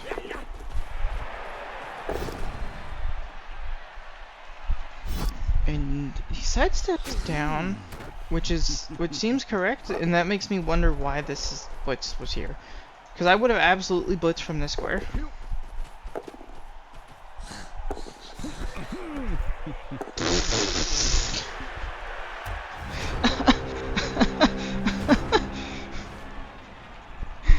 And so the gutter runner double ones the ball. Is that what happened? We didn't have a reroll left, so he rolled a 1 on the ball, and then it scatters. Ball is back on the pitch, so it's scattered out, and then scattered to here. Or no, it scattered to one of these squares, and then it bounced into this elf's hands, who managed to roll and catch it. So that's 2+ -2, so that was a 4+ catch. That's an absurd turn. And so now this guy, we just need to clear a square, and it's a 2+. And also, yeah, we did see a jump. The jump didn't accomplish anything, which is unfortunate. Don't you dare take this mighty blow hit. Blitzing there?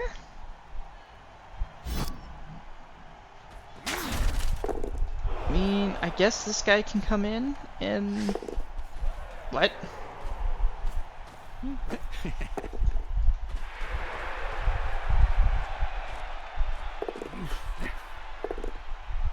Okay.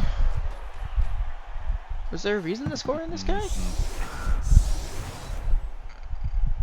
I feel like you just blitz the one... I don't know, maybe that was the correct play. And the turn just went by too fast for me to think through.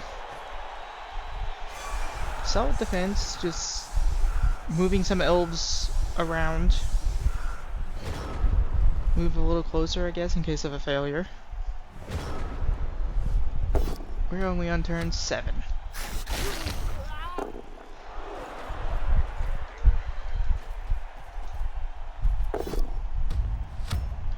Don't blitz through. That is unfortunate. He really wanted to blitz through and get several rats, including the rat ogre, like through here. Yeah, so now he's just marking as many elves as he can and putting a bunch of scoring threats downfield. And then he's just gonna keep this guy back here and just cannon it. Unfortunately, this plan doesn't work quite as well for Skaven as it does for, you know, the pro elves. Actually, does this guy ignores marked and pouring rain during a pickup test, so it doesn't count for catches. Yeah, so you just mark them both as many times as possible. You also have to be careful not to set up a chain push.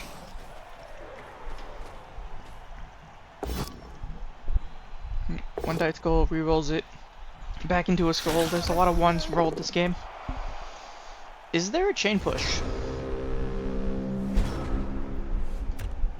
Let's pause it for a second. This looks like he's looking for a chain push play. So what is the play? Like, you could technically go forwards. Let's see, let's identify the sidestep players. This guy's sidestep. That's the only sidestep player here. So what is the chain push?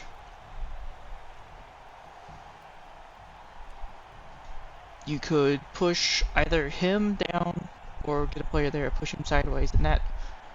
Oh, if you push him down, that allows you to move this gutter here.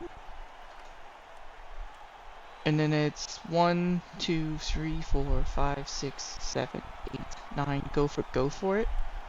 Or it's 1, 2, 3, 4, 5, 6, 7, 8 with... Okay, that's adding a 3+ to get a dodge reroll. And to replace this 2+ with a 2+ with dodge reroll, that's not better. So you would go around.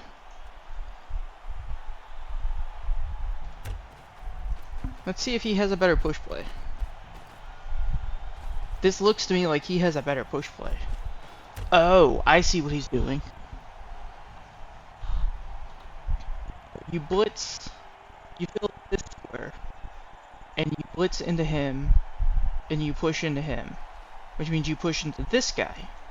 So you push into this guy, and then you get an extra square. And then you use this guy. You fill this square and you push here and here. But at the same time, you gotta get the ball there. You have to get the ball there first, right? Gets the push. Pushes down? Okay, so he's just blitzing here and he's just accepting a 1 up.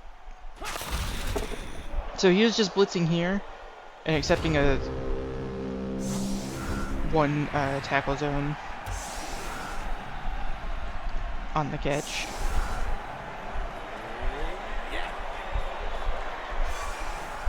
Solid defense. Now we're into the next drive. We're at 11 Skaven on 10 elves.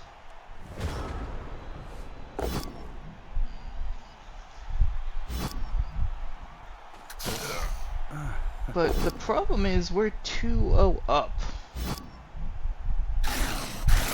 The pro elves are 2-0 up right now. So the Skaven are gonna have to score fast and then turn over fast. Just as done. Are they gonna start fouling?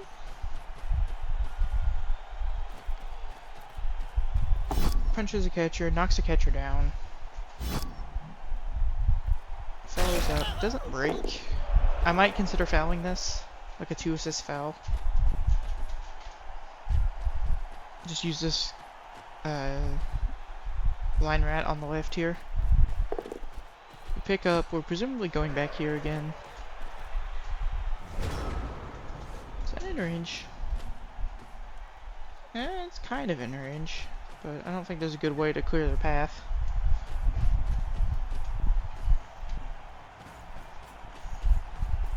Yeah, and then just blitzing this gutter, failing the GFI.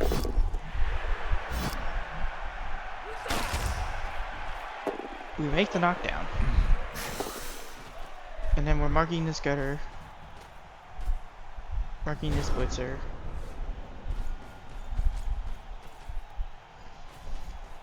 So is the play now screen off for the big hand?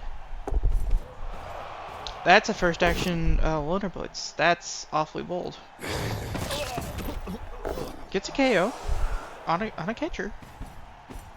And then puts tail on the other catcher.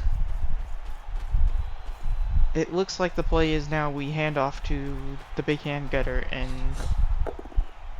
just screen off for him.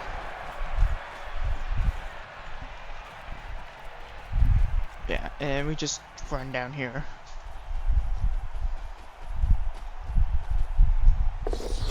Oh. Try for the 3+2+, fail it, fair enough. I feel like I would have just left him there and just forced him to use one of these players to block, but I can understand not doing that. Mighty blow hit on the blitzer. Uh-oh. He's fine. Just his time.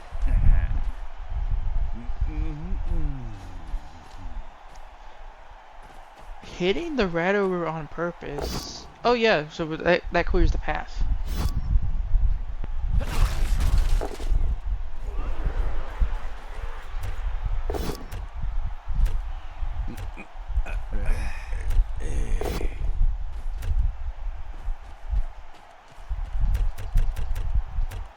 Okay, I just wanted to see where that player from over here went. So that clears the path. We make the rush. It is unfortunately a block, but wait, you're not re-rolling that? What?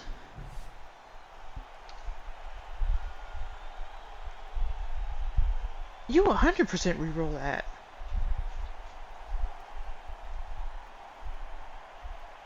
Right? The only two gutter runners that could recover are like way out of position. If you get a POW there and you break this guy's armor, you've just bought yourself an entire new turn.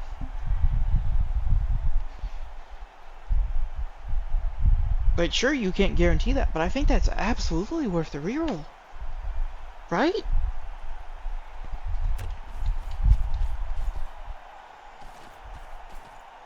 That baffles me a little bit, not gonna lie.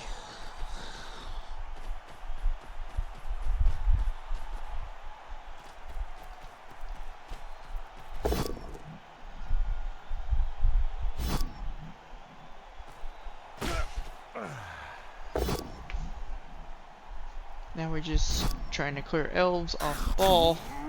We're not succeeding. 1, 2, 3, 4, 5, 6, 7, 8, 9. What? 1, 2, 3, 4, 5, 6, 7, 8, 9.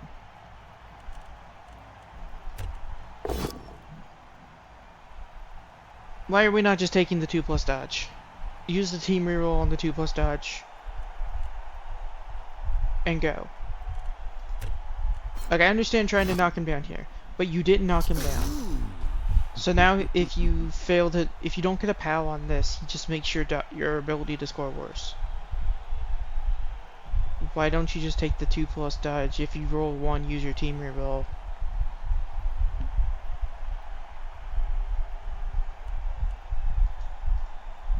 Oh, you're right! He could have wrestled that. What?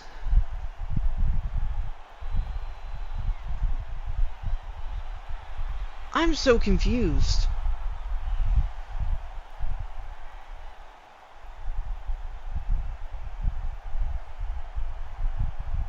What is this turn?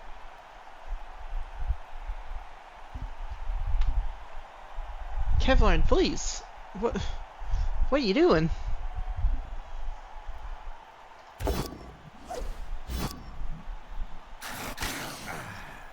I'm very confused now.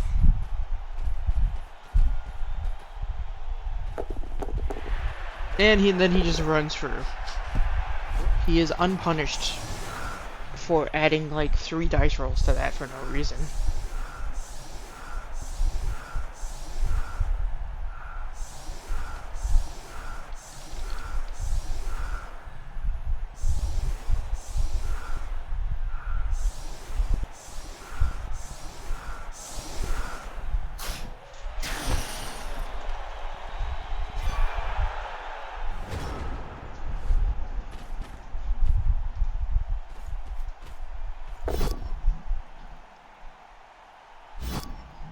So, still 11 Skaven on 10 elves.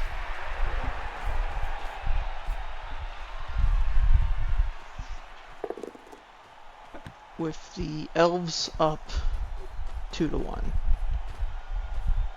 How are the Skaven turning over? Well, I know how the Skaven are turning over. It has something to do with emergency override Piper. Oh, that's a full dodge.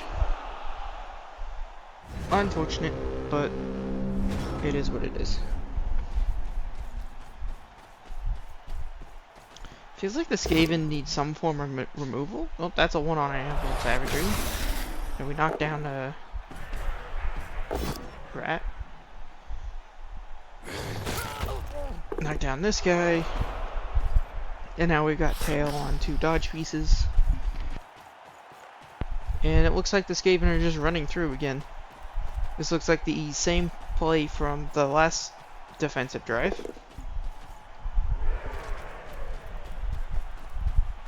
Okay, why this? Why did this guy move first in GFI when you could have moved this guy first? That's 2 rolls that don't require dice that you did after you did a roll that required dice.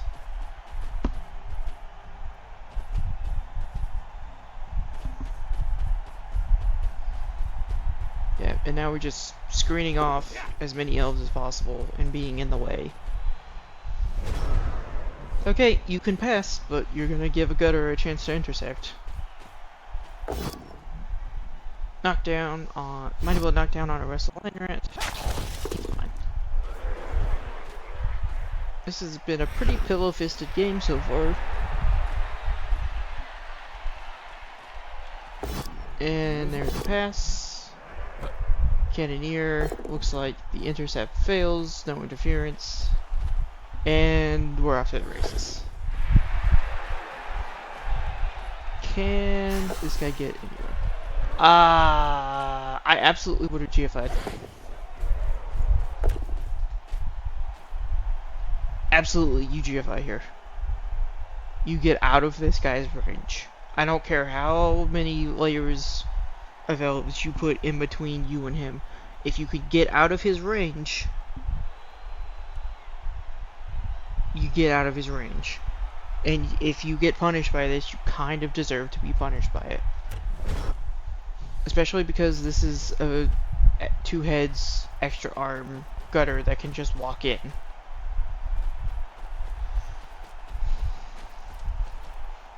Yep, and now the Skaven are doing all the non-dice things of just marking up elves, forcing them to roll dice if any of this stuff fails.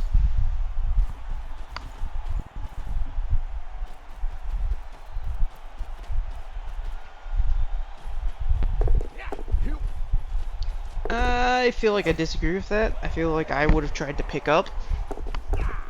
But he is making this a 2-die. Just a push, but he does have strip wall.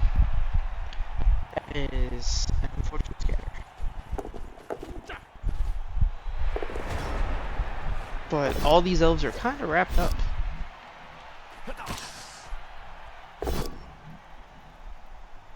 So like he clears the path. He kind of clears the path out. So it's like this guy picks up. Oh, he's blitzing.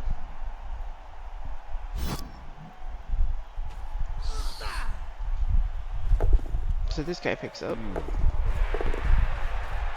Dodges through, scores. That's kind of disappointing, I'm not gonna lie. I feel like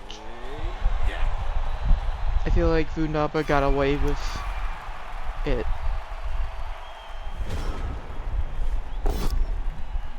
Okay, so no stalling, but the Skavener gives score as quick as possible anyway. Animal Savagery, you know, you're not flinching. A Vermin. Okay, POW, so you're pushing for. Ooh! KO. I mean, picking up a KO is nice. Looks like we're just making a cage.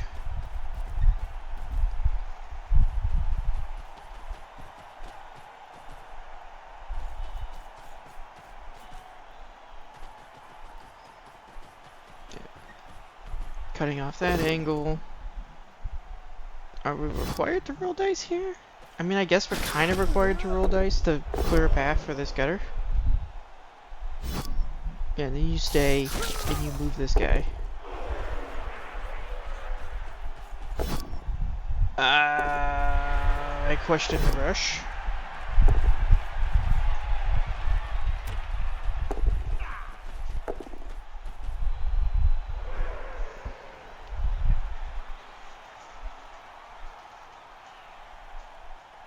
Is that really necessary? 1, 2, 3, 4, 5, 6, 7, 8. Go for it, go for it. So filling the square was necessary. But I feel like I would have. Well, no, because this guy was cutting off the path, wasn't he? Yeah. He was cutting off the path. 1, 2, 3, 4, 5, 6, 7, 8, 9. Yeah. You had to do that. You did have to do that first. That's just really unfortunate that it burned both the team rerolls. That's so unfortunate.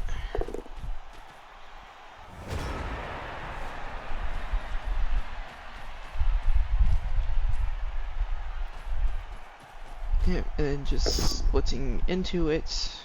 We get a knockdown, so we're in the cage now.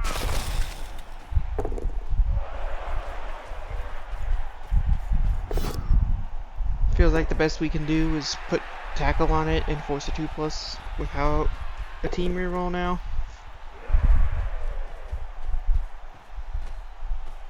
Moving the passer away is interesting. Yeah, now we're just marking pieces, preventing chain pushes. Feels like a waste of a team reroll to me. Yep, that's a funny foul. So what do you do here?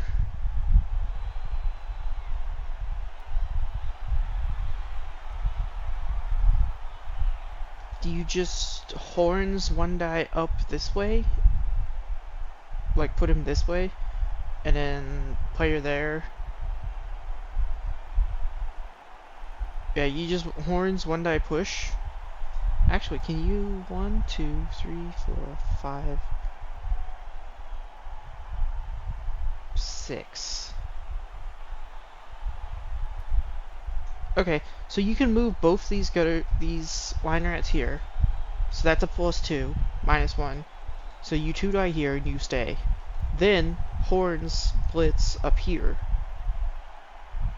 Actually, no, you have to follow because that cuts off that square. So you have to follow that. 1, 2, 3, 4, 5, 6, 7. Okay. So correction. 1, 2, 3, 4, 5, 6. 1, 2, 3, 4, 5, 6. So that's +2. So you hit here and you follow. And then you bring this guy 1, 2, 3, 4, 5, 6, 7. So that's +1. This guy gets a +1, so you blitz this way for a 2 die. And that frees up this square. So this is now 2 plus 1, 2, 3, 4, 5, 6, 7, 8. So that would be my play. What is Kevlar's play? Kevlar's play is some other nonsense.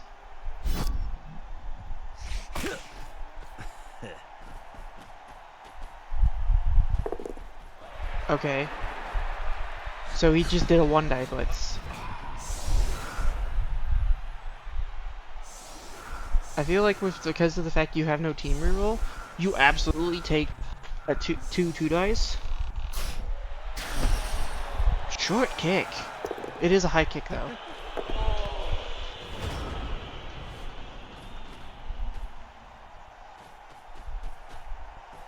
It is turn 16. Is this the last turn? Does Kevlar get another turn? I believe it is just game now.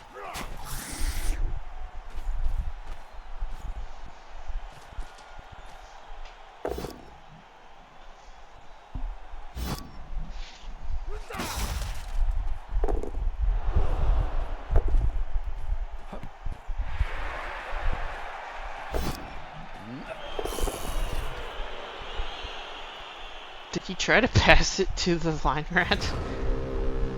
Or did it just go really wrong? Yep, so 3-2 to Vundaba. I hit continue because this game is dumb. Can I just do this and get another pop-up?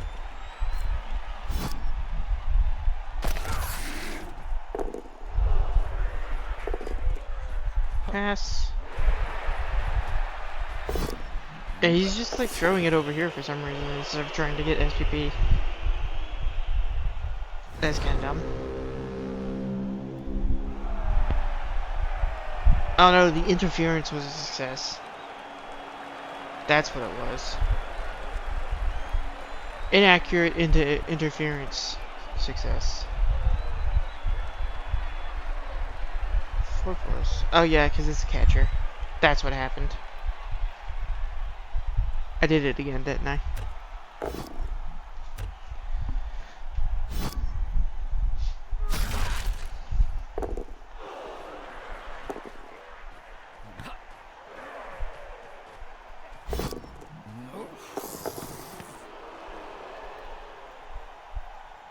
Oh, I just don't get another...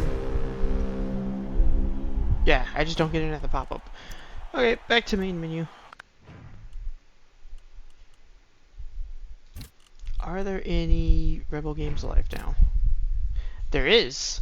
We have Fall versus Mongoose. I mean, Mongoose is definitely streaming, right? He didn't announce it.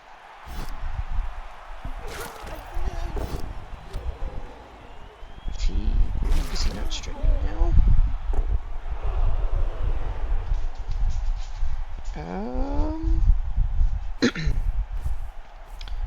Mongoose is not streaming. Okay. Guess this is...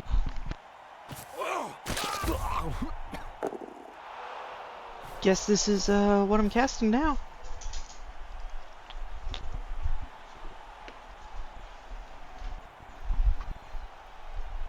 So, excuse me. So what do we have here? We have what appears to be humans with 1 bench for Mongoose. And we have more Pro Elves with 1 bench. Stomp. Disappointing. The Pro Elves for Fall are 1-0 up, but Mongoose has an additional 4 turns to score. Blodge Lineman, that's Lineman's minus move, that's Nagling Injury. Tackle Lineman, another Blodge Lineman. Blodge Tackle Mighty Blow Blitzer, a Blodge Tackle Guard Blitzer, no level up on the thrower, Blodge Step Catcher, Fresh Catcher.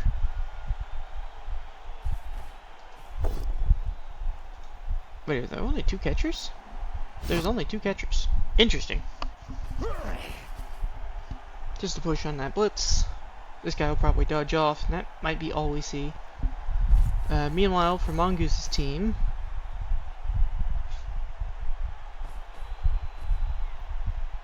linemen all appear to be unleveled. We have an unleveled halfling, a guard block ogre, unskilled blitzer. Is that Juggernaut? So we have a Mighty Blow guard grab Juggernaut blitzer, and then a guard Mighty Blow tackle blitzer. Sneaky get dirty player catcher. That's super good. And then we have a sneaky get catcher. I wonder if either one of these have random this. And then plus move, plus edge, blodge, step, sprint. This is the catcher. That's kind of absurd. That is an absurd catcher. Yep, and then just Mighty Blow hitting the thrower, try to reduce Pro Elf's ability to do things. I'd probably foul this. Like, push him there and then foul him. What? I feel like I 100% would, like, at least push him there and then, like, 2 assist foul with 30 player sneaky get. Do we have any effects? Fall has a Budweiser keg and an assistant coach.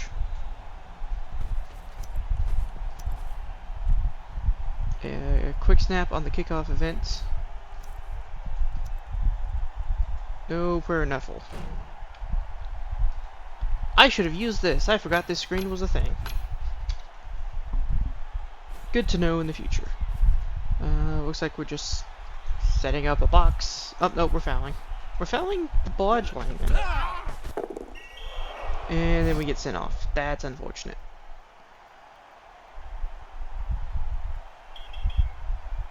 Doesn't roll a 6 or a 1 on argue to call. Loses the catcher. Which means that this halfling is going to have to come on the pitch next turn.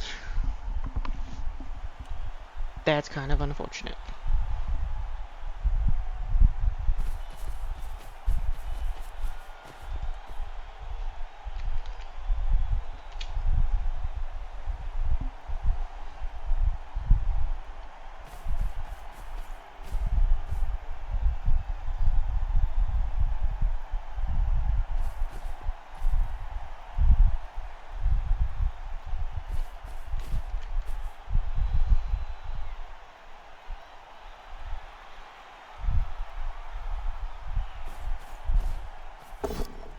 Yeah, and then just Mighty Blow hit into the other catcher that can foul. Just a push, and then we're probably just gonna see him elf screen up again, dodge out. All that good stuff.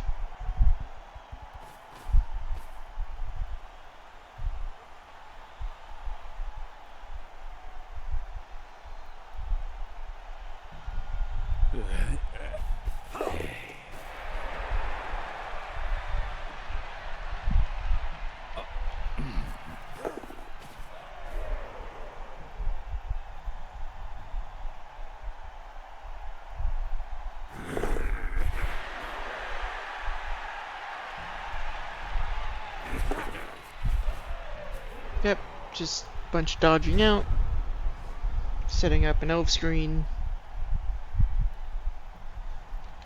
Typical elfy stuff.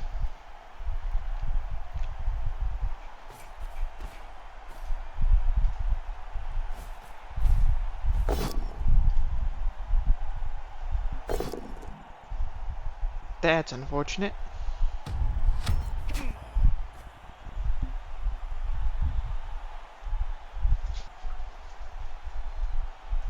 So now what does Mongoose do? Feels like he's kind of forced to just come down here and throw.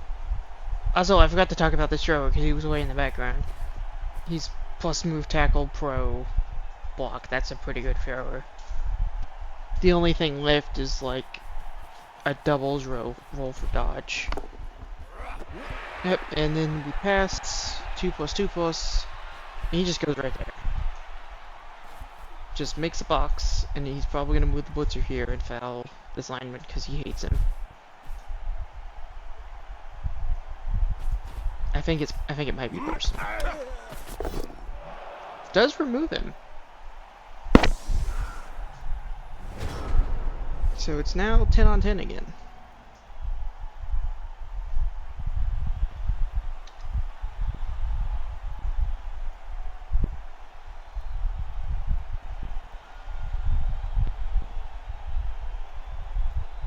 What is Fall gonna do? Looks like Fall wants to blitz the Mighty Blow Blitzer. 2, 3, 4, 5, 6, 7. Oh, it has to be a GFI. No, he's going for this Mighty Blow Blitzer. Gets a push, which is a bit unfortunate. Is he gonna go into the cage? Surely not.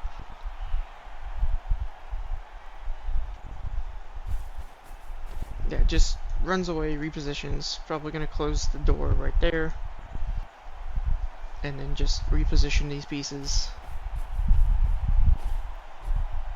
Yep, just setting up an elf screen again.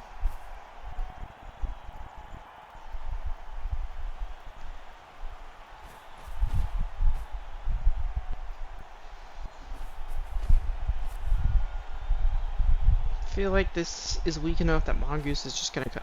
Okay, Mongoose is just gonna come this direction now, especially because the ogre is here. Does pick up the extra block using the guard piece. Doesn't break, but it does mean that there's limited utility for that tackle piece now. Because the game is probably shifting this direction. Because this piece being up here makes it awkward to shift these players around. Or Mongoose is just going to try to plow through the center. But I don't think he can. I think Mongoose has to come down this direction. I would have actually liked to see this piece come around and be annoying. What was he, like here-ish? You just come around here and you just have tackle zones in the way, limiting how we can come through. Because Mongoose has to score next turn. Which tells me that he's got to come this way. He's got to get, like, over here. Yeah.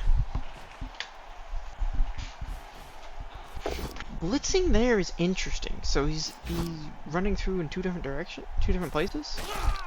It's a break. Just a second. Blitzing there without Mighty Blow is interesting. So is he, like, trying to screen off down here? It feels like to me like you just run over here, right? Like, player there. You just make a box here. And in fact, you can do this play and still do that actually. GFI fails. Okay, so the box is here. How's he closing it? Is he gonna double GFI? Is he gonna like double GFI again?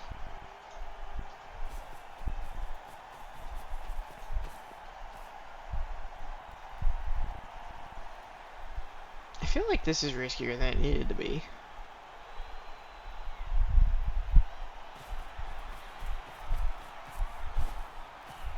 Okay, so now he has a screen, so we can get behind the screen.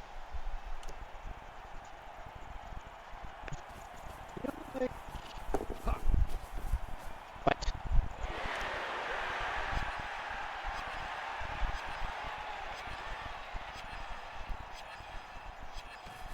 Surely you could have done that without the dodge, right?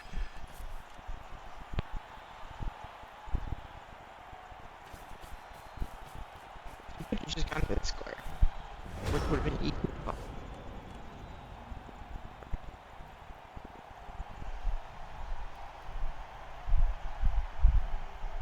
I don't know.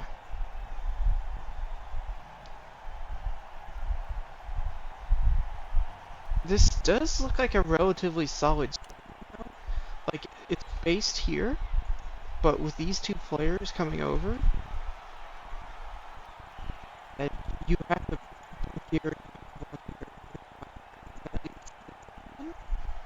One, two, three, 4, 5, 6.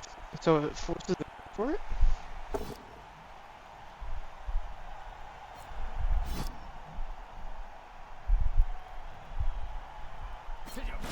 Is that the right piece?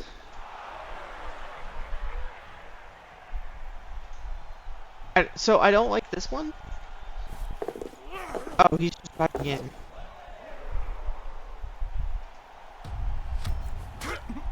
That doesn't feel right to me.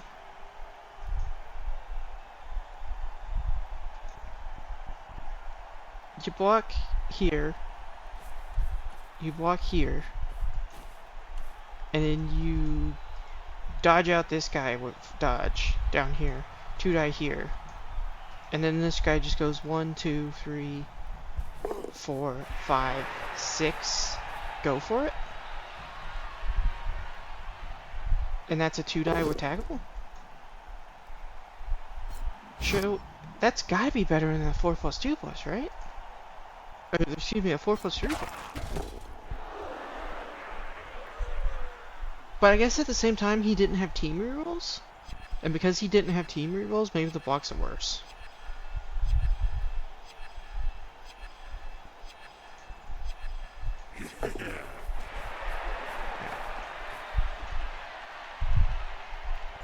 So, dodges are good. So Mongoose is forced to 2+ dodge here, right?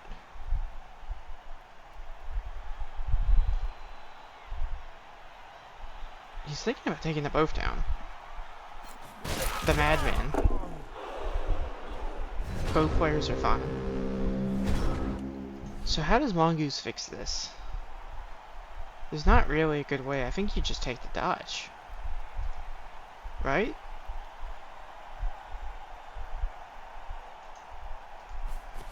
It's like a 2+ dodge with a team reroll, or a 3+ dodge to make a 2 die in the blodge step. So I think you just dodge.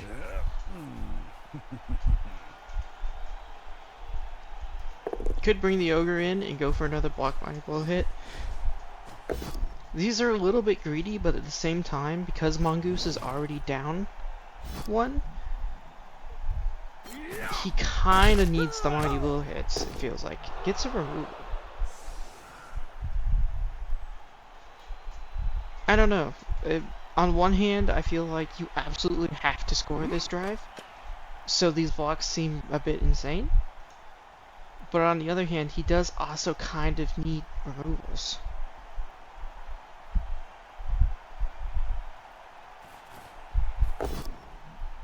Takes another mighty blow tackle hit, gets the knockdown. It is on a catcher, so this is a high priority target. Uh-oh. It's just a stun. That's unfortunate. And then you definitely... Ooh, I don't like that. You absolutely needed to stand up those 2 players. There's no excuse not to stand up those players. Well, it was turn 8. It was turn 8. It doesn't matter. Never mind. So... 11 humans, including a well, 10 humans, 9 humans, an ogre, and a halfling. And then the elves are at a full 11, which is unfortunate. He made, well, it was only 2 KOs, and he has a Bloodweiser Babe, so you would have expected 1 to come back. It's unfortunate that he got both, but it's not like that's too far out there in terms of statistics.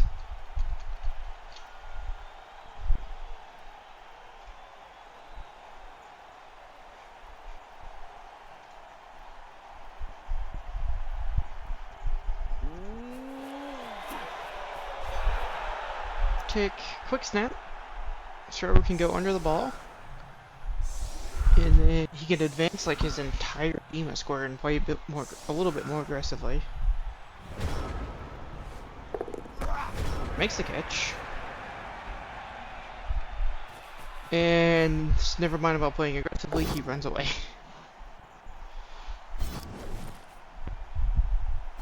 Mighty Blow grab hit, brings him in, gets a KO, gets a removal. That is a good start. So it's now 10 L's on the catch again. Just a push, but he gets a follow-up block. Can take it now because of guard. Gets a knockdown.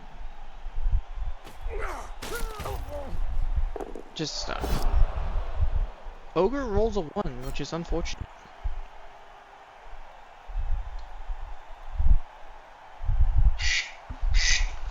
Excuse me.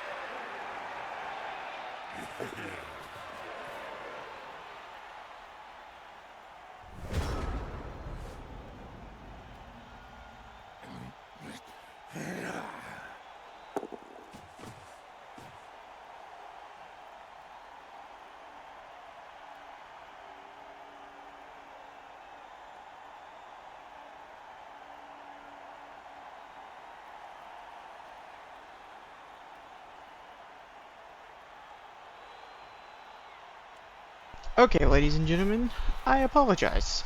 I had a phone call. I am back now. There's 10 L's on the pitch. Ooh, we had a dead halfling.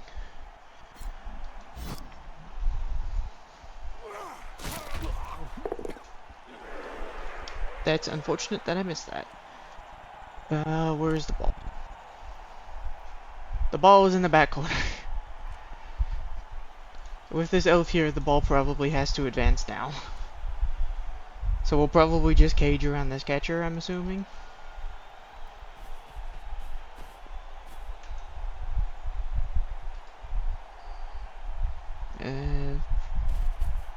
Yeah. And then bring this guy back, or the catcher. And then just go here and pass. Yeah. Probably gonna foul with the catcher, try to get rid of this elf again.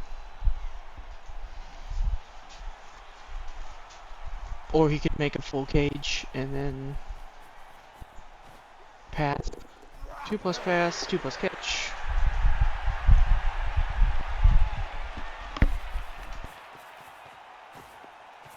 Yep, and fouling again. Stun, so it's effectively 9 on 10 next turn.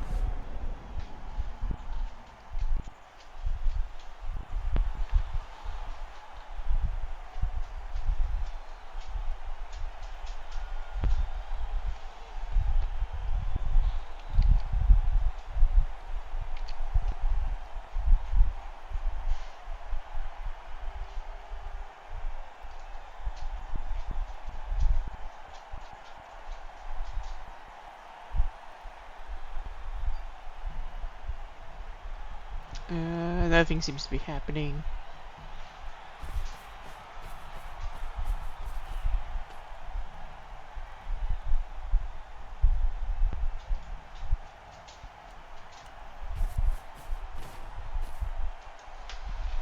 Not sure what the plan is. We're just kind of standing in the way at the moment.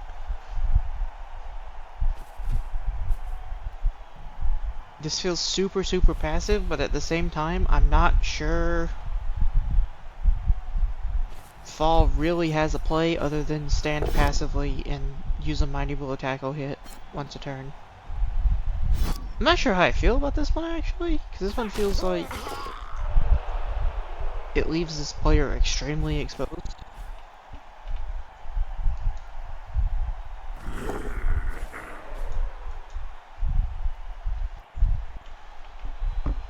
But at the same time, like, what are you gonna do? You blitz here, and then you just give up this space, and then he just crowds in on you. So maybe you have to blitz this guy in order to take this space.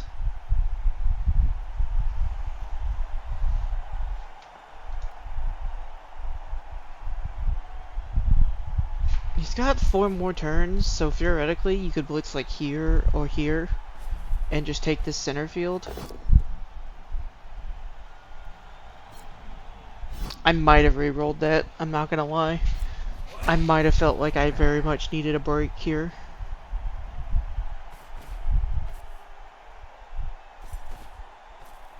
I don't know if it's the correct play, but I think that might have been a thing that I would have felt.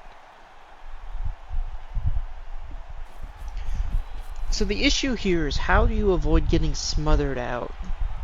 Because the elves are kind of like enveloping you. Ooh, I'm not sure I agree with trying to move the ogre. Maybe this is his answer to that dilemma. But I feel like if you try to move the ogre and you roll 1, I think you have to re-roll that. I think he needs these tackle zones wherever he was planning on putting them, and I'm worried that he's gonna get smothered out this turn because he doesn't have them.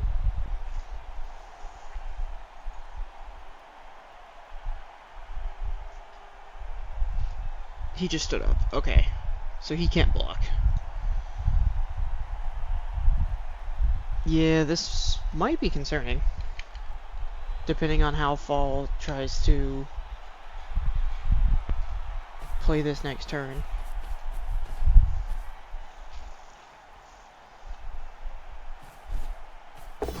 Another Mighty Blow hits.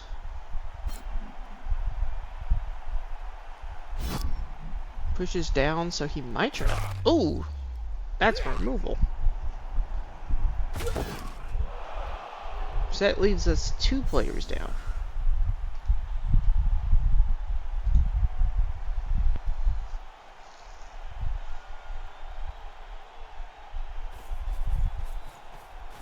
Yeah, and then just moving the Mighty Blow piece back to guarantee that it'll be 3 to blitz whatever target of opportunity is next turn.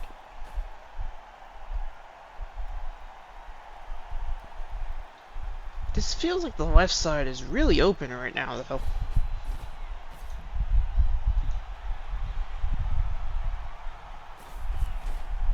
I don't like this.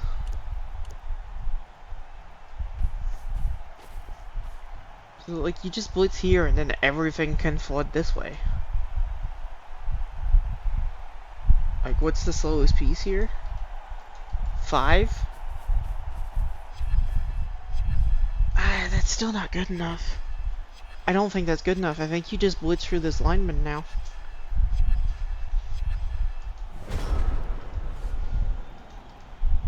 Positioning is a little bit awkward, so... Uses pro. I think the push is fine.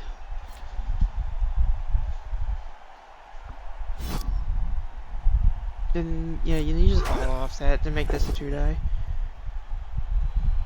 I'm not sure I would have done either of those blocks, actually. I think I would have left those 2 for last. Because if the play is going this direction and taking, like, this space, those 2 blocks don't matter. Except for in terms of whether or not the thrower goes anywhere. So I feel like those would have been my last 2 dice rolls. Okay, he's just pushing forward. I feel like you need to take more space than that.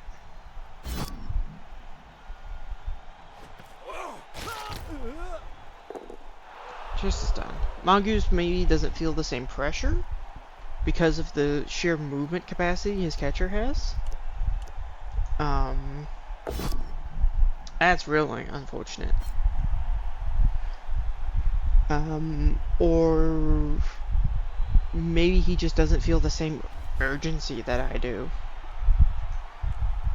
I mean, he's technically in scoring range now. But I feel like you take, like, the players that are farthest over here are 7 movement. So it was like 1, 2, 3, 4, 5, 6, 7. And that's the slowest and farthest away player with the exception of the ogre. So I feel like if you just... Ooh, that's a dead player. It is the minus move elf. Oh, that's a send-off. It is a minus move elf, so he doesn't really care. Losing that catcher is not great. I mean, you trade 1 for 1, and he's the one trying to stop you. So removing one of the elf bodies is probably better than losing one of yours. Does make this awkward, especially if this ogre fails their 3rd turn. But yeah, in my opinion, you break this lineman, and you just run in here and you take over, you just box up here, you just take over all this space. You get like this blitzer, 1, 2, 3, 4, 5, 6, 7. Like you can take up this space as part of your screen. And now suddenly the game has changed completely, and this catcher is so far in that he can afford to go backwards to still score without rolling dice. And that's so much different than having to run through at max range. I feel like that's a big deal. But again, Mongoose is a good coach. So he may well know better than me. Are we just diving in on a 3+? That's a 4+. Are we doing a 4+ dodge on the catcher? With this, like, Mighty Blow tackle piece? Is that what this mark means? So that's a 75% dodge to 2-die? I mean, that feels like that would be my play.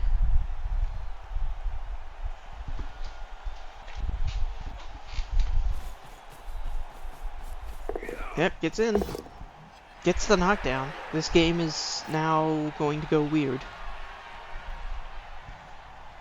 Like, this could bust this wide open.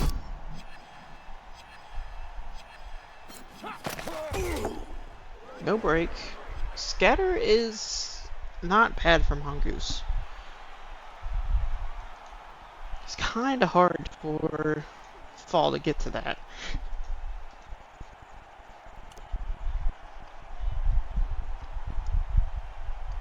It's like 3+, 3+, 2+, 2+, or excuse me, 3+, 3+, 3+, 2+. So not the easiest play, even with 3 rerolls and dodge. But if Fall gets a hold of this thing, like, it's a disaster for Mongoose. And this is part of why I would have wanted to go wide, is I wanted to get some more momentum, and I would have been set up. I would have had a better setup. I would have had a full cage with that space. Gets in, doesn't pick it up, has the team reroll this, fails the pickup, and now it scatters. Scatter is okay for both sides. It's only in 1 tackle zone. Excuse me, it's in 2 tackle zones, and this one is sidestep, so that's a little awkward for Mongoose. And also, it's on the side that's on the other end from half of the team.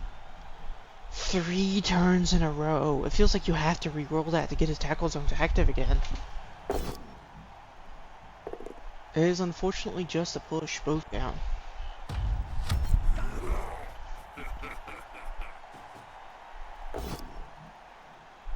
Just push so you re-rolls it. Gets the knockdown, because that's tech. Does fall scatter.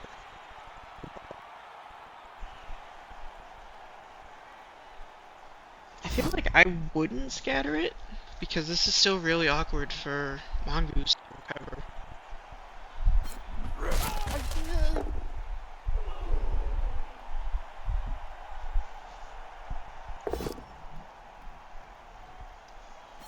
Gets a Mighty Blow knockdown on this Blitzer, which frees up another player.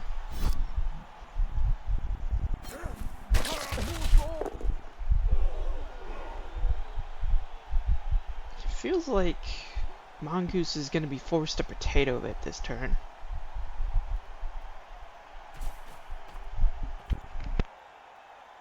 Like, just pick it up on that catcher, and it's like 1, 2, 3, 4, 5, 6, and then just hope that he can't knock me down.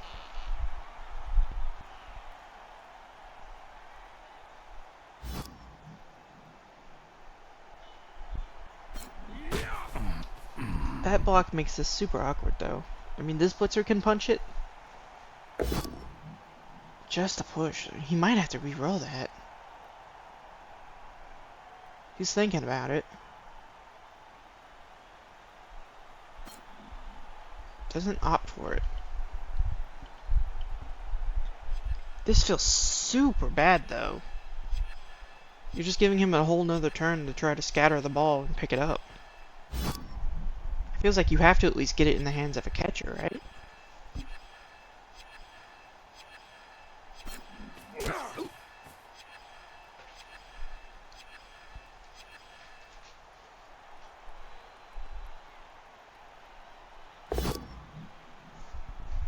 Another push.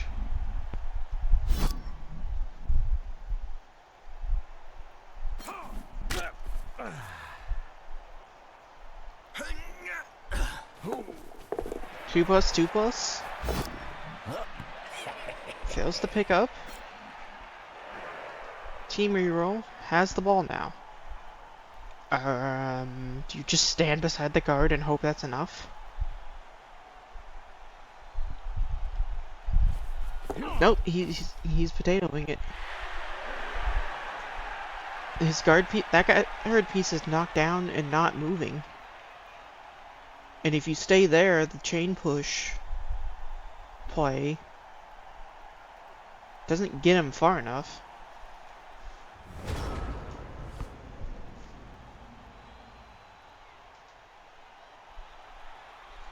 So this square is not occupied.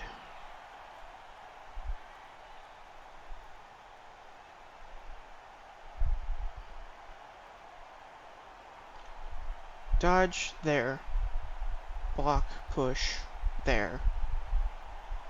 Dodge, fill that square. Block, push, he goes there. It's still not good enough.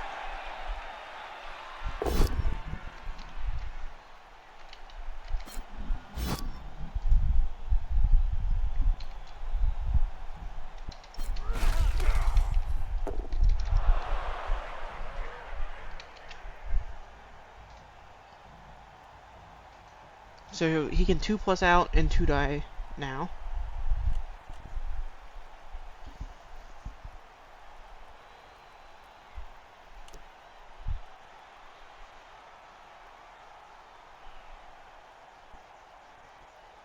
Yeah. Gets the knockdown. Huge.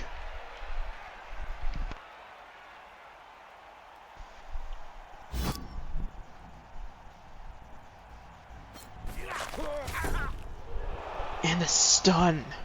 That stun is almost as huge as the knockdown, I'm not gonna lie. So do we just pass it over the entire team? Because this guy can't get that far, can he? 3, 4, 5, 6. So you'd have to pass like down here. That'd be like a 4 plus pass or something. Maybe a 5 plus. And even then, you're not safe from this thrower.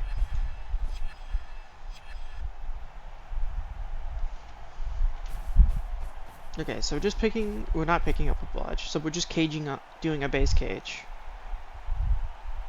Which might be the best he can do at the moment.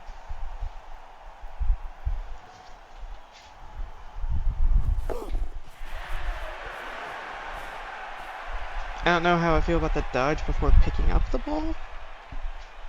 I'm not gonna say it's wrong. I guess he can come over here now.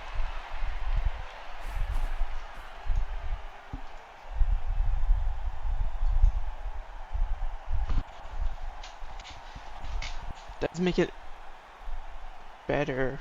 I feel like you need to go like 2 more scores in.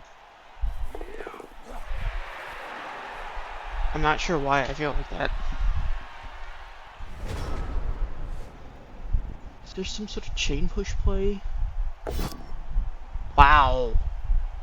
4 turns in a row that he's rolled a 1 on the ogre.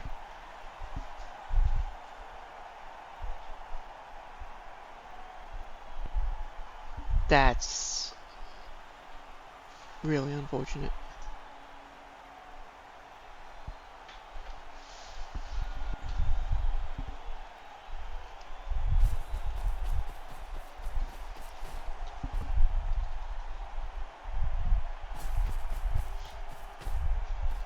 And now he's reduced to killing the scoring threats.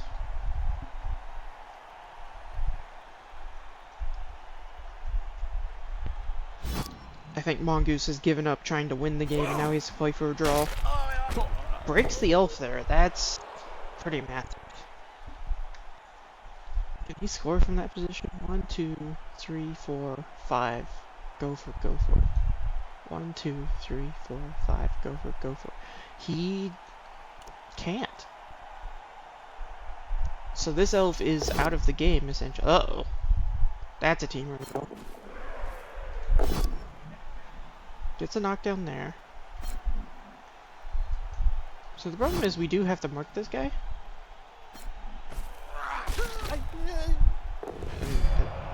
Not really sure I see what the play for marking this... Oh, he's a lineman. So that was the only scoring threat.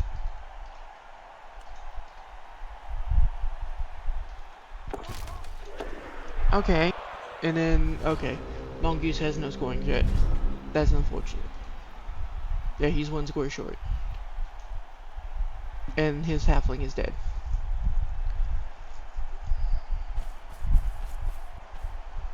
So, he took away a potential scoring threat. But it kind of feels like he's going to get screened off.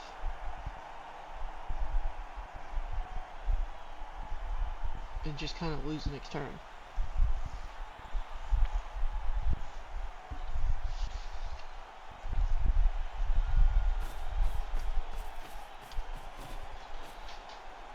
Okay.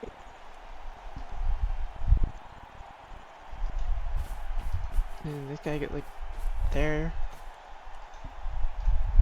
So the problem is because he's doing it here, he needs more elves to make like an actual cage. Like you can put a player there. Uh-oh.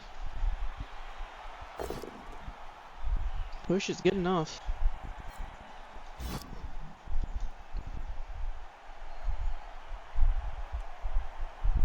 So this guy goes there, this guy goes there, and then this guy goes there, right?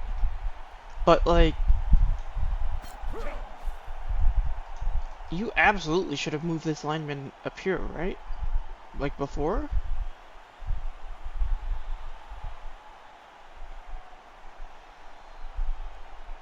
Well,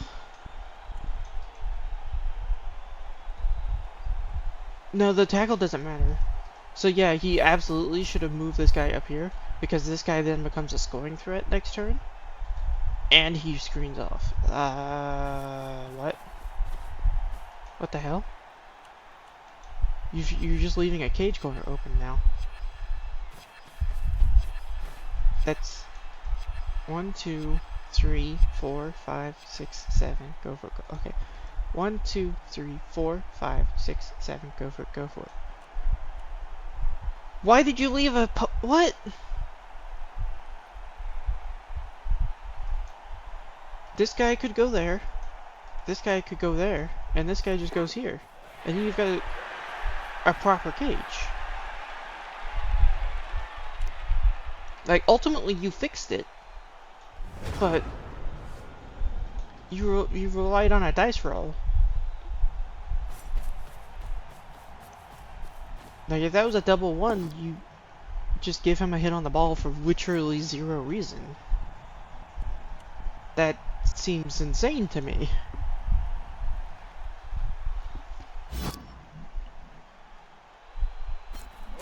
So what is Mongoose's play? Is he just gonna have to dive? He might have to just cage dive it.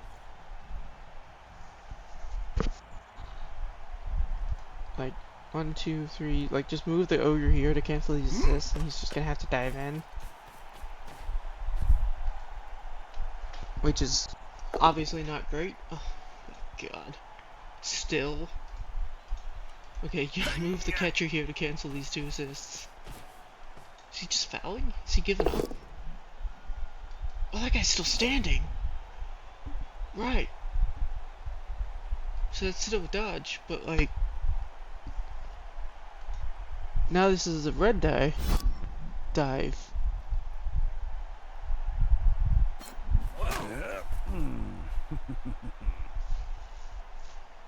You're not a player, so this is... If you're diving, it's a red die.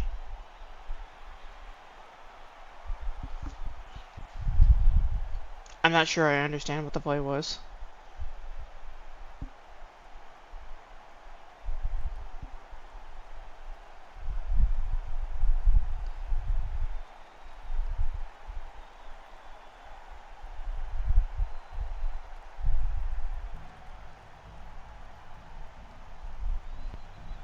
And I'm not sure Mongoose knows what the play is now. He has one player, and he has basically one path. And it's a -3 red die. Makes a 6+ dodge. You may as well re-roll it. Makes the pro? What? He makes the knockdown off of the pro.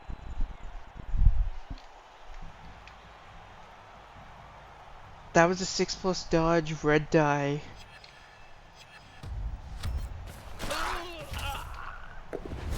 He KOs as well. And then the elf just catches it because...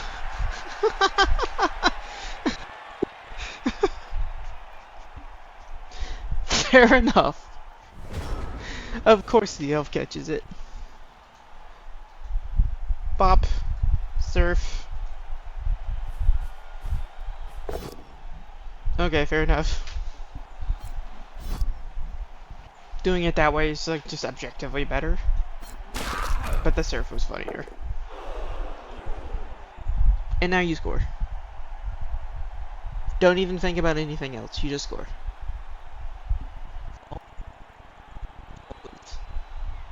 Don't do this to me. Don't double block for greed.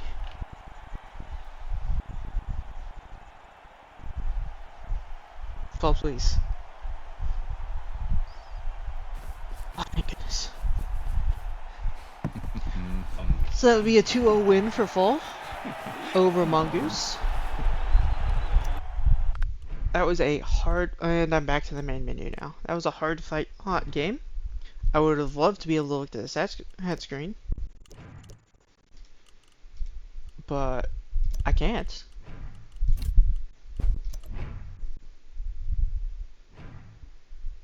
My game did not get validated.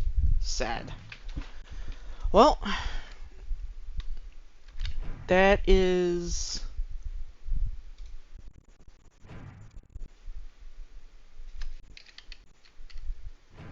That is a bunch of casting that I'm done, and frankly, this room is now 200 degrees, and I do not have the energy to continue casting.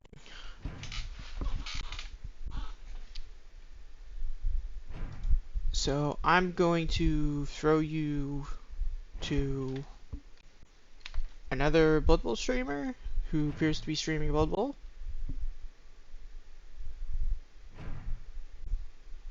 Where is my OBS? There we go. / raid whoever this guy is.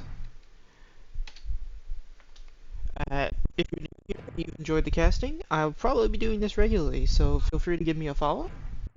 Goodbye.